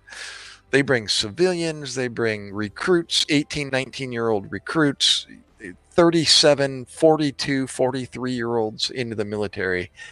You can be a doctor and join the military and they'll send you to officer school. My wife's a nurse. She's got a bachelor's in nursing. She could have joined the military. I was encouraging her when I joined, and I said, honey, you want to be an officer? You're already an officer. All you got to do is bring your bachelor's into your recruiter's station, and they'll send you to officer school, officers candidate school, OCS. And you'll be a first lieutenant when you get out, and you'll work as a nurse at Navy Balboa, San Diego, or Washington, or Germany, or wherever they send you. You'll just work as a nurse at a military hospital, as a officer. Oh, sorry. Yeah, we've been paying for bad marriage choices since World War I. Well, I even learned what the term where the term or where and why the term war babies came from. I've always heard that. I never really understood, what do they mean, war babies? And I went, oh my gosh, my son. Well, he's asleep now. He's a war baby. He's the result of war. We had him. We got pregnant. She got pregnant because I was going to war. That was the decision, the final straw. It's like, you know what? If we're going to have kids, we better do it now. We better do it now because I'm going to war, and I might not come home. And that's where the term war babies came from. And I went, oh my gosh, I'm part of history. Oh, you are, Josh. Hey, Don, watch the profanity, brother. Come on. I know you're a Marine. Yeah, I know. You know what? Even in the YouTube studio, it gives you an option to list the words that you want to be what you call it. And I included all the F bombs and the 7 cuss words you can't see on TV. I included all those, but it doesn't seem to work. That's okay, Ruck. Because I don't see it. Usually it'll pop up and it'll say comment held for review or something like that. But it doesn't. And I'm wondering what didn't I click on my I'll have to look on studio again and figure out what I got. Girl in the mirror. Um oh, Hayes. That was second class petty officer, HM2. Corpsman. Let me show you here. It's E5 equivalent. See, I don't know if you can see that or not. No, let me see if I can use my focus too. Hold on. Hold on. It's not wanting to focus. Where is it? I got to get rid of that background. But it's E5, second class. Yeah, I trust you. Yeah, as a matter of fact, I came in to the Navy as an E4 through the APG program. They took my paramedic background, schooling, and they applied it. They try to laterally transfer you into the appropriate rate rank. Sorry. And yeah, I came in as an E4. And then I had to do my basic military requirements, the BMR, basically the book, and study, and then take the test. And the medical test was easy because I was already trained, in that. There were a few questions that were, kind of off the wall that didn't apply, from pre-hospital emergency medical, civilian studies. But other than that, the medical part was easy. It was just the basic military requirements I had to figure out, and study for. Who to salute, how to salute, how to raise the flag, how to board a ship. And then, here, speaking of,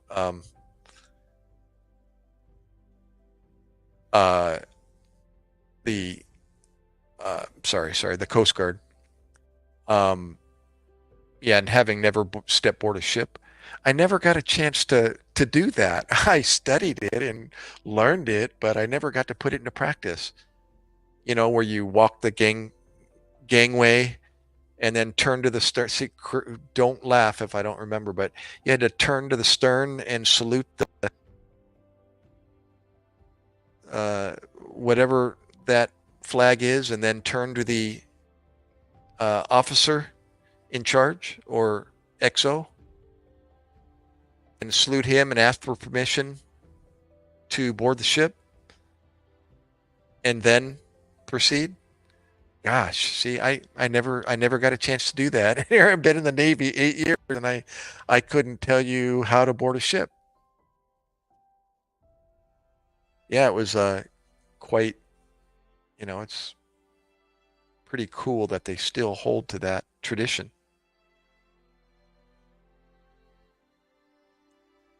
You're also a mod, and it didn't tell you to shut up. Exactly. Well, I learned, there was, it was, it's part of the language uh, in the Marine Corps.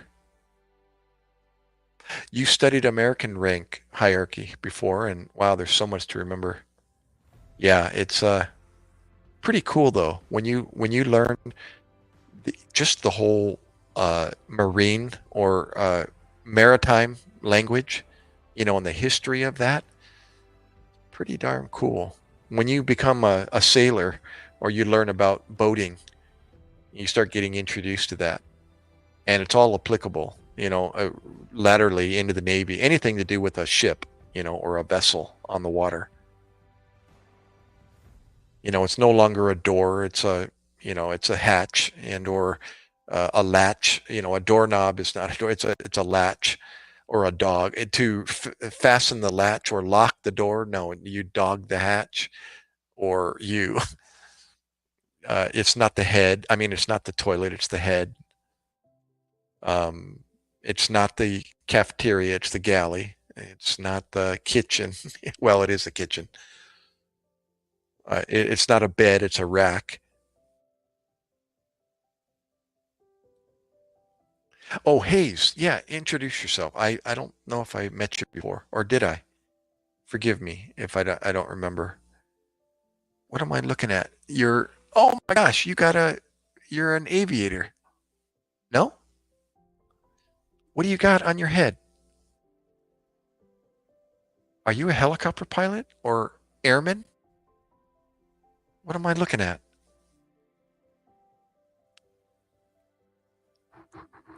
You have something to do with flight infantry. Oh, it is just a helmet infantry. Gosh, it almost looked like it was a flight. I can. I'm zooming in on my 60-inch TV too. So you're pretty big. Just an infantry helmet. Okay. Well, hoorah! We got another Army vet. Um, Josh above you is Army. Ruck is Marine Corps. I'm Navy. Um, there's Chris. 0311. Here's another veteran. I believe, Chris, did you ever tell me you're a Marine? And Ruck above you. Wait, I've got contacts in. Yeah, Marine Corps. That's right. 0311. What MOS is that? Is that infantry? Yeah, yeah, I remember, Chris. I just forgot about the military as to whether or not 0311 was the MOS, right? Oh, no way, Beth. Are you really? You're not inadequate. We got a great male lady. She's been MIA here for the last couple of weeks. I'm wondering if she went part-time or something, because she's not here at the same time every day like she normally is. We got substitutes showing up. I'm not sure what the deal is.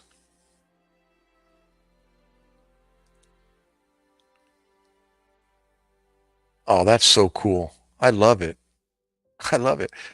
We were talking about how my channel is popping up on your recommendation list, or passing through your shorts list.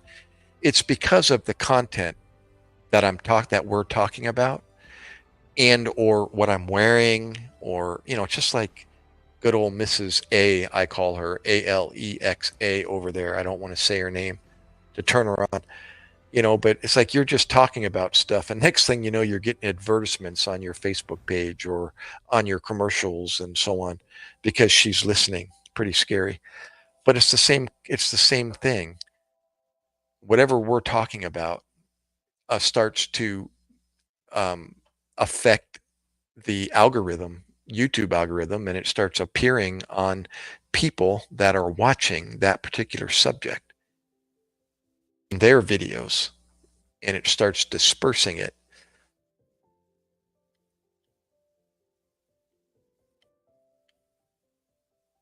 321 contact. Remember that show? Wait. 321 contact. No, I don't. Oh, you're with 3rd Battalion, 6th Marines. Chris, dude, talk to me. Tell me some more. 3-6. And what years was that, Chris?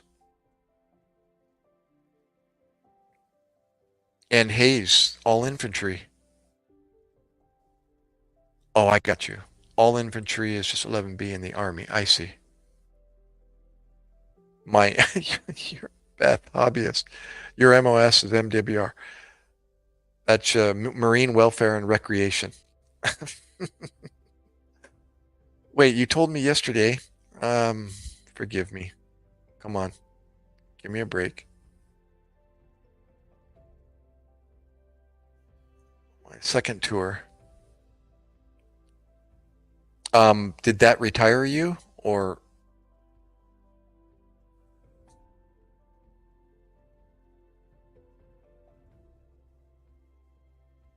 in 2010? Do you mind telling your story? Yeah. Where were you? What were you in? Morale, welfare, and recreation. Oh, I thought it was Marine Welfare and Recreation. It's Morale, Welfare, and Recreation, MWR. You know, I built a rock climbing wall over in Iraq for the MWR. I even got it approved by my commanding officer. Yeah, I did. I built a rock climbing wall. I'll have to show it sometime. I even got manufacturers, rock climbing gyms, to send me care packages, sample plastic rock climbing holds over to Iraq.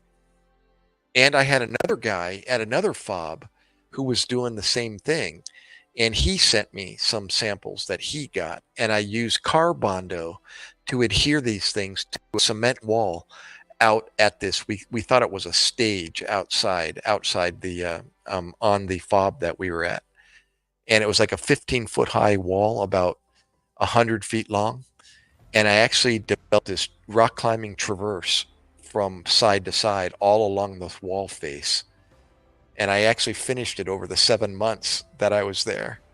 I got some cool pictures of a M1 tank that has, what's it say? Saddam. Wait. It's not Saddam. It had something stenciled on the 105 barrel on the M1 tank, posed with me climbing on the wall behind the M1 tank there at Fob Heat.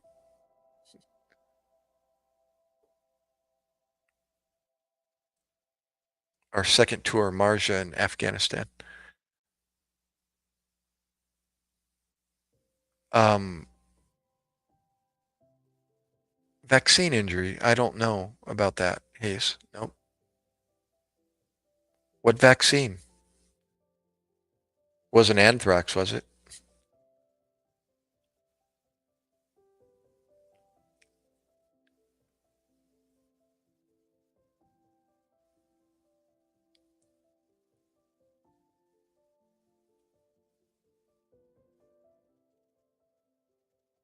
Oh, Frank, you already asked what vaccine. Oh, oh, for COVID. Did you get that in the service or civilian?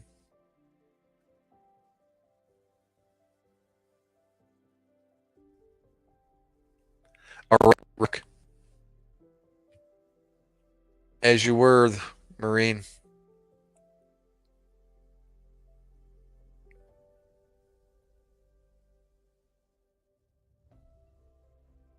Yeah, Ruck is about my age, and he joined when I would have been getting out of high school as well, back in the early 80s.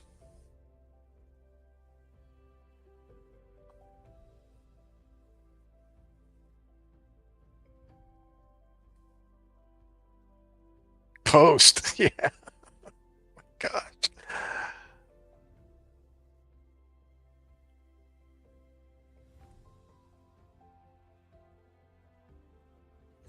It was mandatory. They were threatening dishonorable discharge. Fast forward to today, they're letting everyone back in who they kicked out for it. Really? Oh, okay, okay, Chris. Sorry, sorry. You live in New Jersey. I'm from California, like you. Gosh.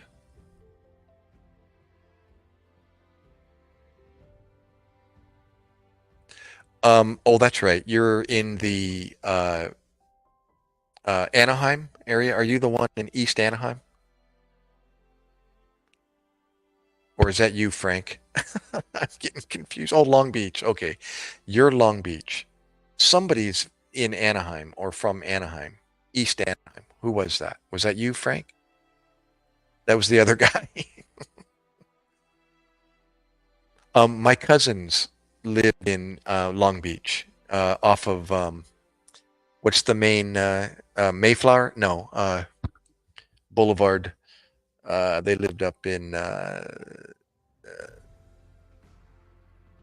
my cousins, three boys. They went up to high. They went in high school up there in Long Beach. I'll think of what high school it is. Josh, gotta get ready to hit the rack. Ladies, have a great night and stay dangerous. Hey, Josh, thank you always, brother. Pleasure, pleasure. Super good. Awesome. Hey, I sent you that email, Josh. I don't know if you got it. Oh, no, it wasn't you. It was more. Never mind. Sorry. Scratch that. That was more. But yeah, Josh, if you want, get my email off my channel description. Use a laptop and find my email address and drop me a line, and we'll try to put together a time to do an interview.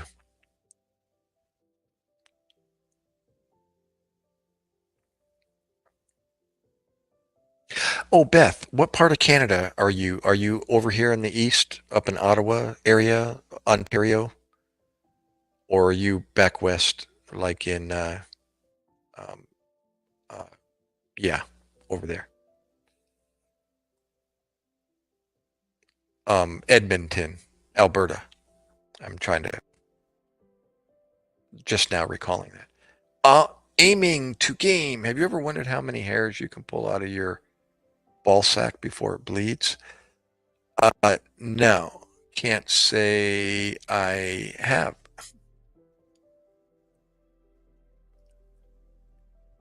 Aiming needs a hug. I'm in the prairies. Oh, you're Saskatchewan, I'm guessing. Um, or the other one.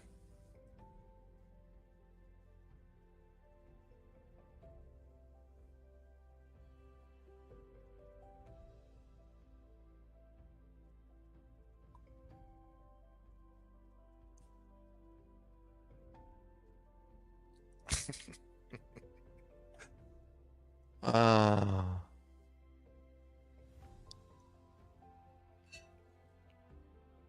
some people are bored, I guess. Did I guess right? Is that really? Did I? Saskatchewan?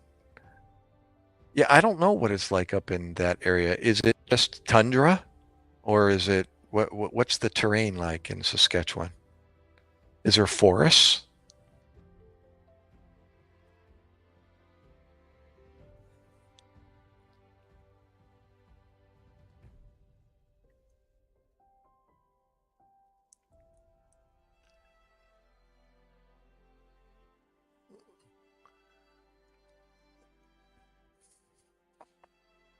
Gosh, I don't even know that TV show. Last Gas TV show? Yeah, Beth. But it's my home. Well, you called it a desert wasteland. So is there a lot of open, flat prairie type? I don't know. What do you call that up there? I'm picturing forest.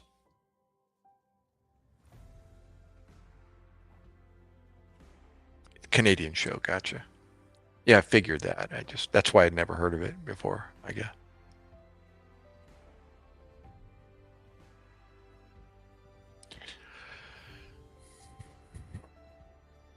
So, Chris, Oh, farm fields. Okay.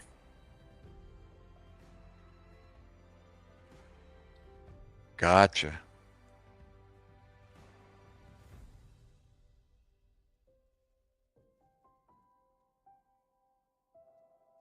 Katie Lang.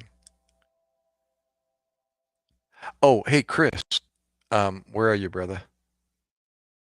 I don't know if you cared to share your story um, without, I don't know, whatever you're comfortable with. On patrol, what was the sequence of events? What do you remember?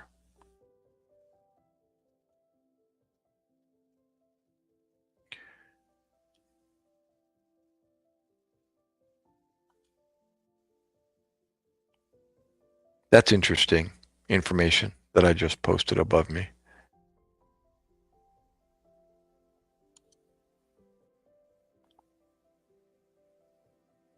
Yeah, and what kind of damage are you referring to that people are receiving from immunization?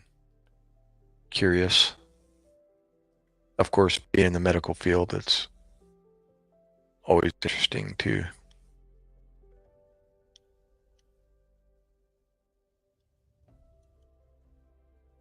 hear information I haven't heard about. Beth, yeah, what a pleasure to meet you and for you to hang out as long as you did and participate. That was cool. Oh, corner gas. Uh, Thank you for the subscribe. Yeah, hit the bell icon. You'll get my notifications. Matt, do you believe that PDE only affects those who were what, in the service of our nation, or could you have been in the nonprofit who deal with a pandemic that was inflicted upon us by our nation?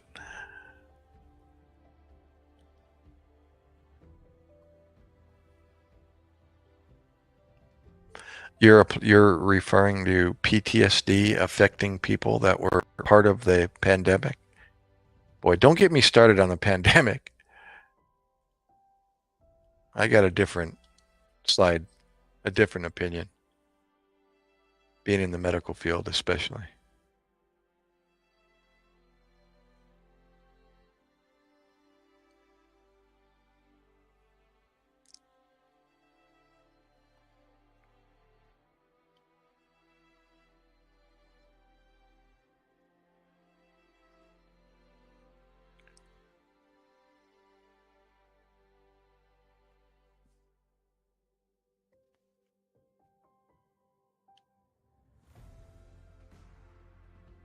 Um, yeah, I don't know. Chris may have.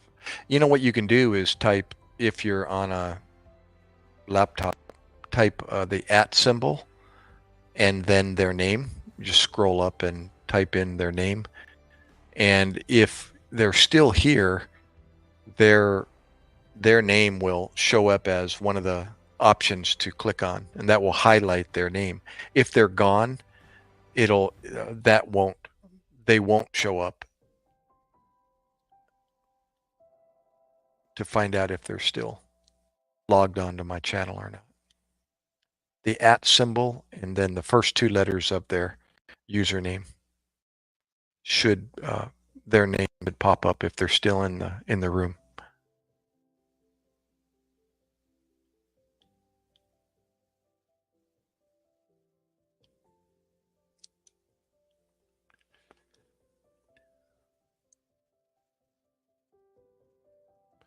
You've been in the medical field service. PD was limited to people that maybe it shouldn't have been.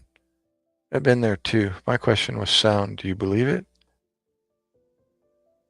No, I don't. I think I'm interpreting what your question is. Are you asking if PTSD is only applies to those that were in the service of our nation? Of course not.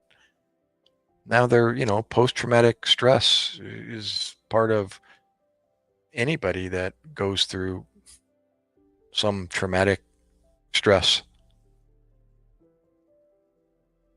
But as far as people that were in the nonprofit service who dealt with the pandemic?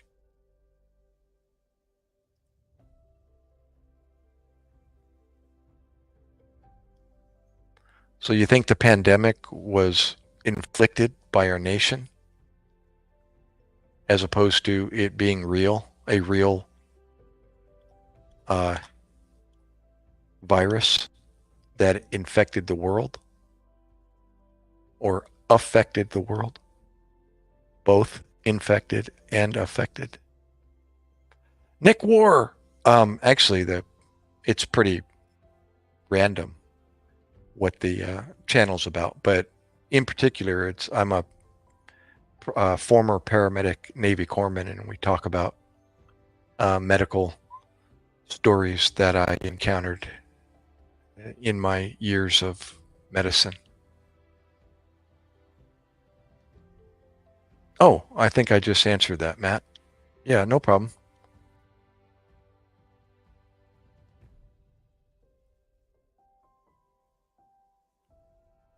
You were raised what now by the juvenile boot camp system in the 90s?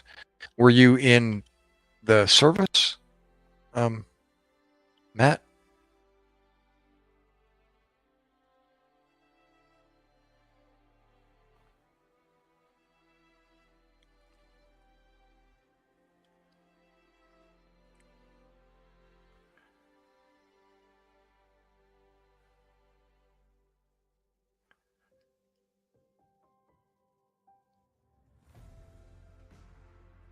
Oh, apparently the heart issues are fairly common after getting the mRNA. Oh, like heart issues, like what? Sorry.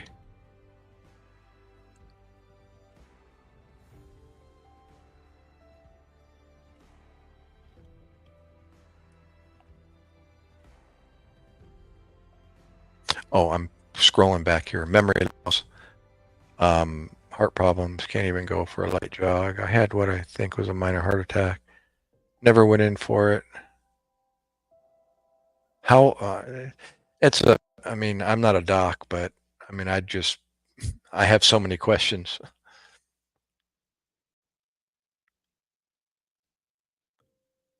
How old are you? What's your prior medical history?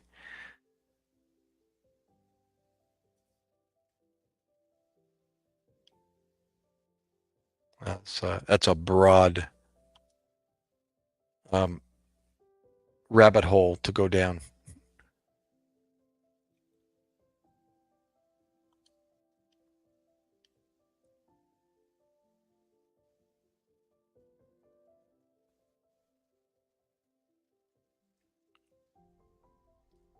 W. Stonks.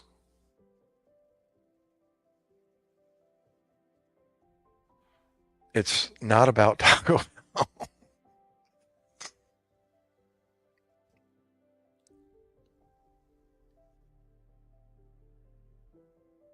Yeah, just curious, Hayes. I was reading some of your prior posts.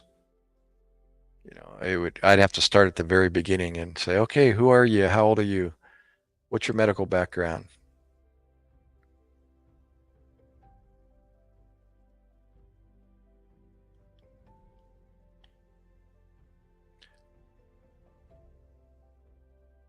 Yeah, again, what's your age and what's your medical background before these symptoms started? Oh, you're 27 and you see a doctor and he's diagnosed you with myocarditis or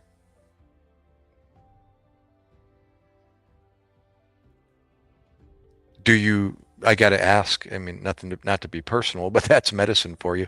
Are you a drug user by any chance?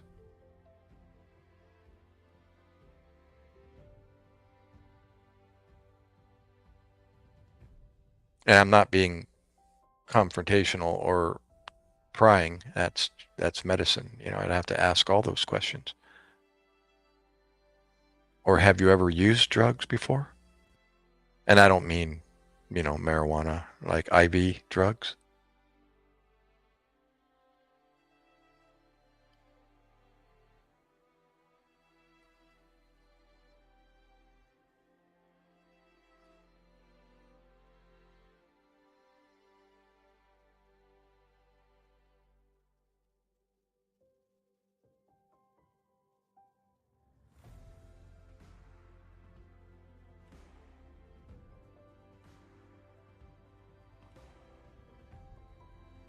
Yeah. Anyways, yeah, it sounds like something pretty involved. No diagnosis. Haven't been to the doctor.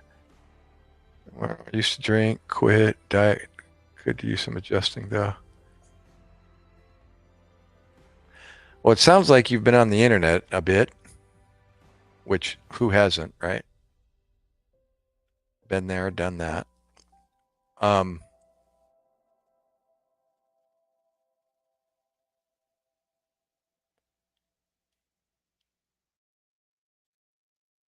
yeah, that would be my recommendation. See a doc.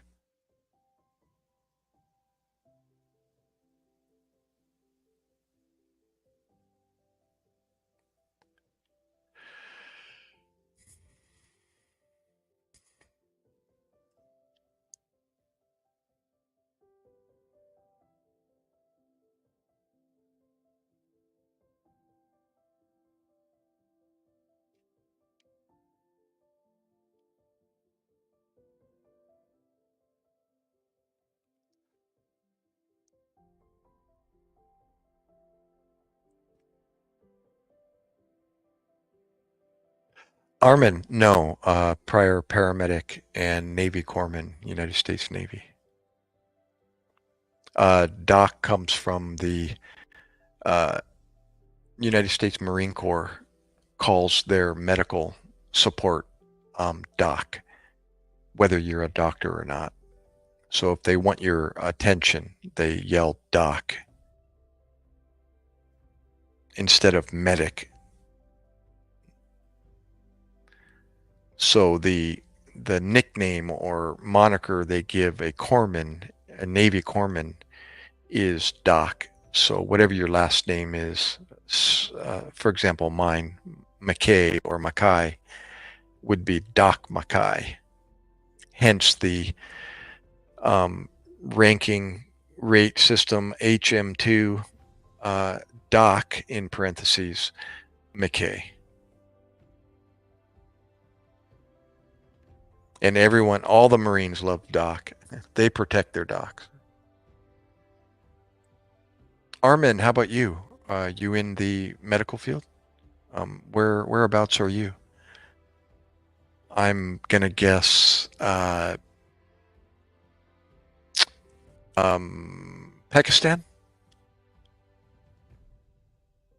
Former.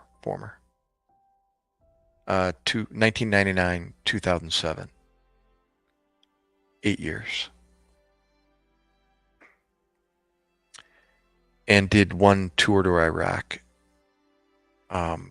2004, 2005.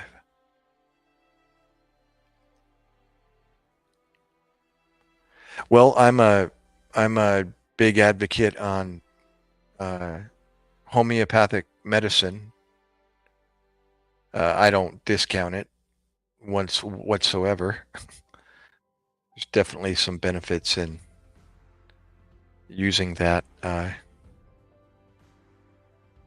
method. Some of it.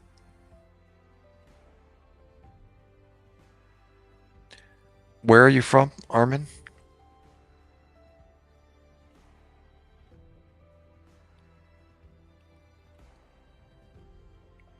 Oh, Trapper John, MD on TV. Yeah. And I watched Trapper John. I didn't watch that very much. I was into Emergency. Remember that? Or before some of you were born.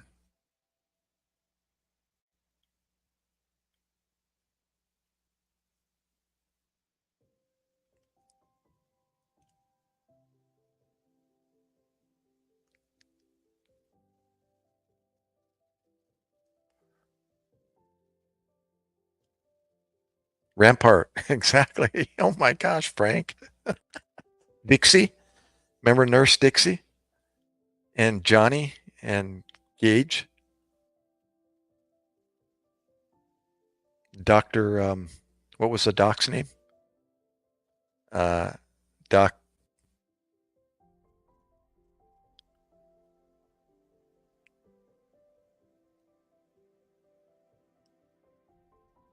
I forget Doc's name.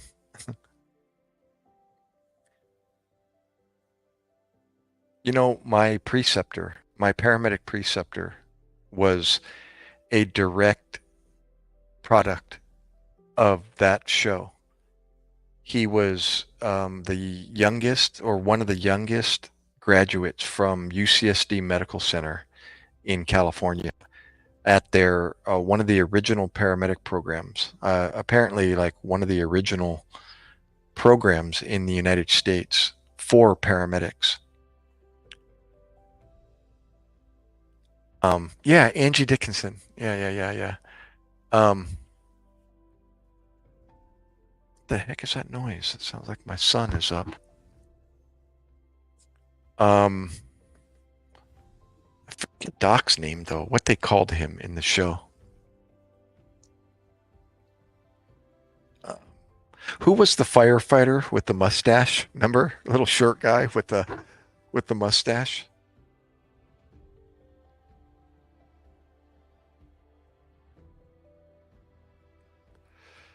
He was wearing his blue firefighter shirt, and he had that like an Italian guy with the curly hair and mustache. A lot of older people who the herbal stuff worked on.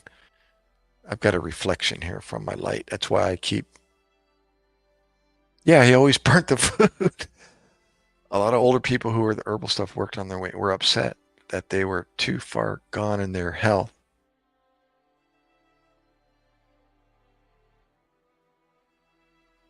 No, it wasn't Dr. Nick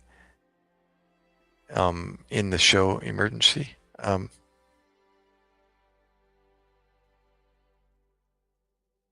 have to Google it.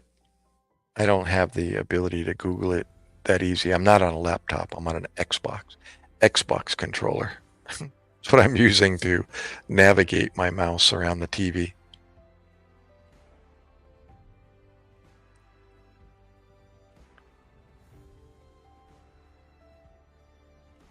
Oh, so anyways, yeah, my preceptor ended up becoming a paramedic at, I think, like 18 years old or 18, 19.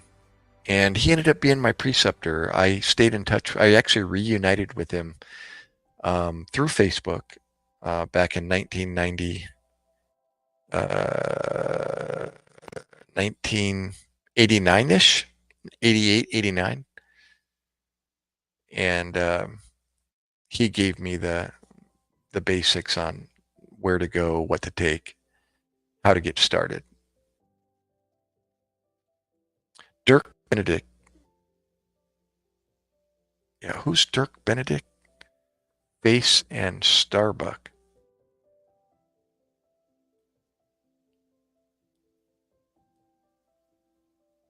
I don't understand that comment, Frank. Other than Dirk, I remember that name somehow. Dirk Benedict.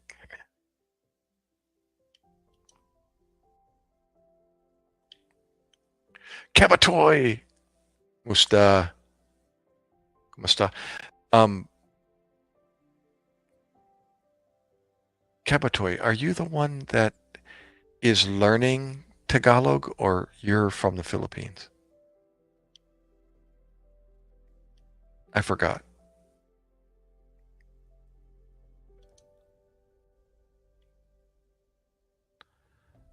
Cancer with a herbal diet. Oh, well, like I said, I've got an 85. Well, I didn't mention this, but I'm an advocate of, natural medicine, to definitely, live a healthier life, more as a preventative than, I mean, all of our, a lot of our medicines, were derived from the outdoors. So They go in hand. But as far as like preventative, to prevent certain, the aging process, absolutely. I got a living specimen that's a testament to that. And yeah, he controls his the pressure in his glaucoma, using natural medicine, and um, goes to the doctor, and the doctors are like, what have you been doing? And he's like, I just keep taking and he's got a regimen of, you know, homeopathic medicines that he takes and natural fruits and so on. And he controls his the pressure in his glaucoma, without taking. Well, he does take eye drops for it as well, but he was Starbuck on Battlestar Galactica. Oh, and Face on A-Team. Oh my gosh. Dude, how old are you, Frank? You told me before, I think. Are you only 48, Frank, or that's a little young to be remembering all this information?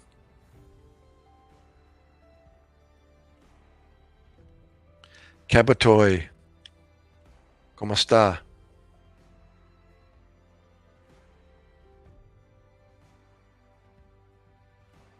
Kamusta ka na, mare? 53 Earth years. Nanu, nanu. Well, I got 9 years on you, Frank. I'll be 62. Good night, Frank. August 19th. 6-2. Hey, I got my notification in my email. I got approved for Social Security. I'm going to start collecting at 62 years old. So I got my first check coming in September. Woohoo! Gotta go to Oregon. Oh my gosh. Nanu, nanu. I was watching some past episodes on YouTube of I actually got to see him in Iraq at the Al Assad base. Robin Williams, yeah.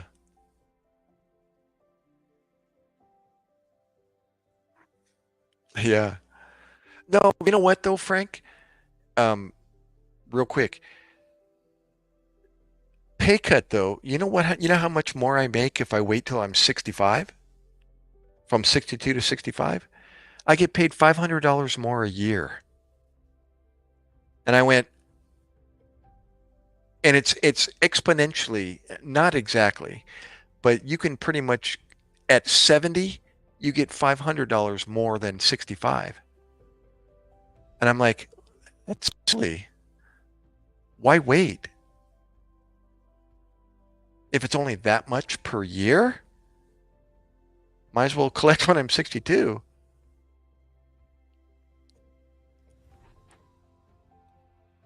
Yeah, it's not going to make a big difference, you know.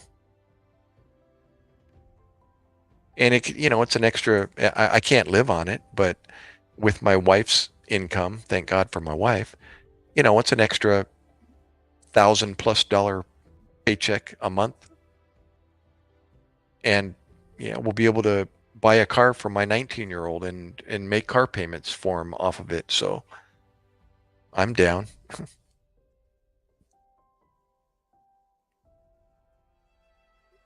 The cut was higher. Uh,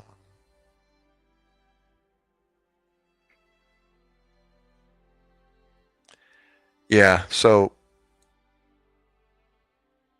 I didn't prepare for my retirement, but um, this is going to it'll be helpful.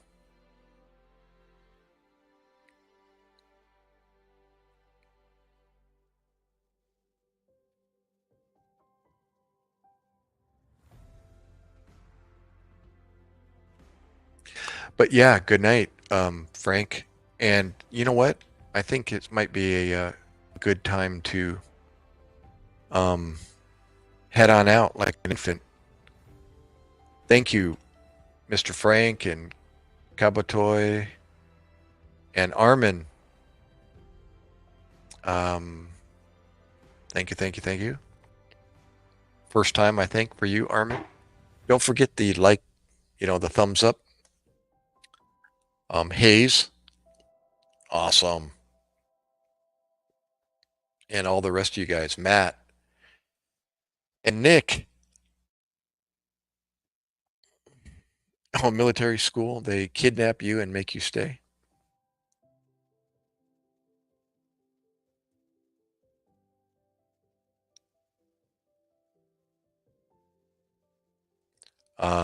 W. Wait, W Stunk said broken femur. I couldn't quite figure that one out, but um, yeah, all the rest of you guys from earlier, thank you so much for making it fun and entertaining.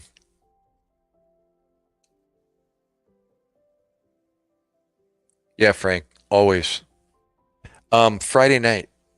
Bye, girl. Same time. Hopefully I can remember 10 p.m. until further notice. So I'm going to try to remember 10 p.m. on Friday night. And I'll have a Reformers Unanimous video at the beginning. I'm going to try to do that at the beginning of every Friday night's live stream. It's a program I got introduced to 17 plus years ago. It's got some great info.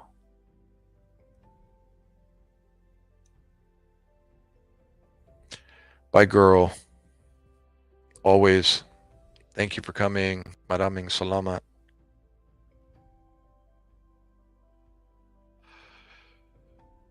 Oh my goodness.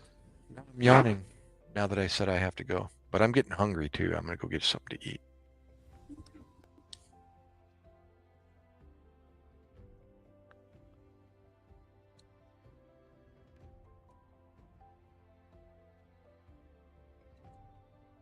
All right, let's click on all the right things here. Let's end the stream for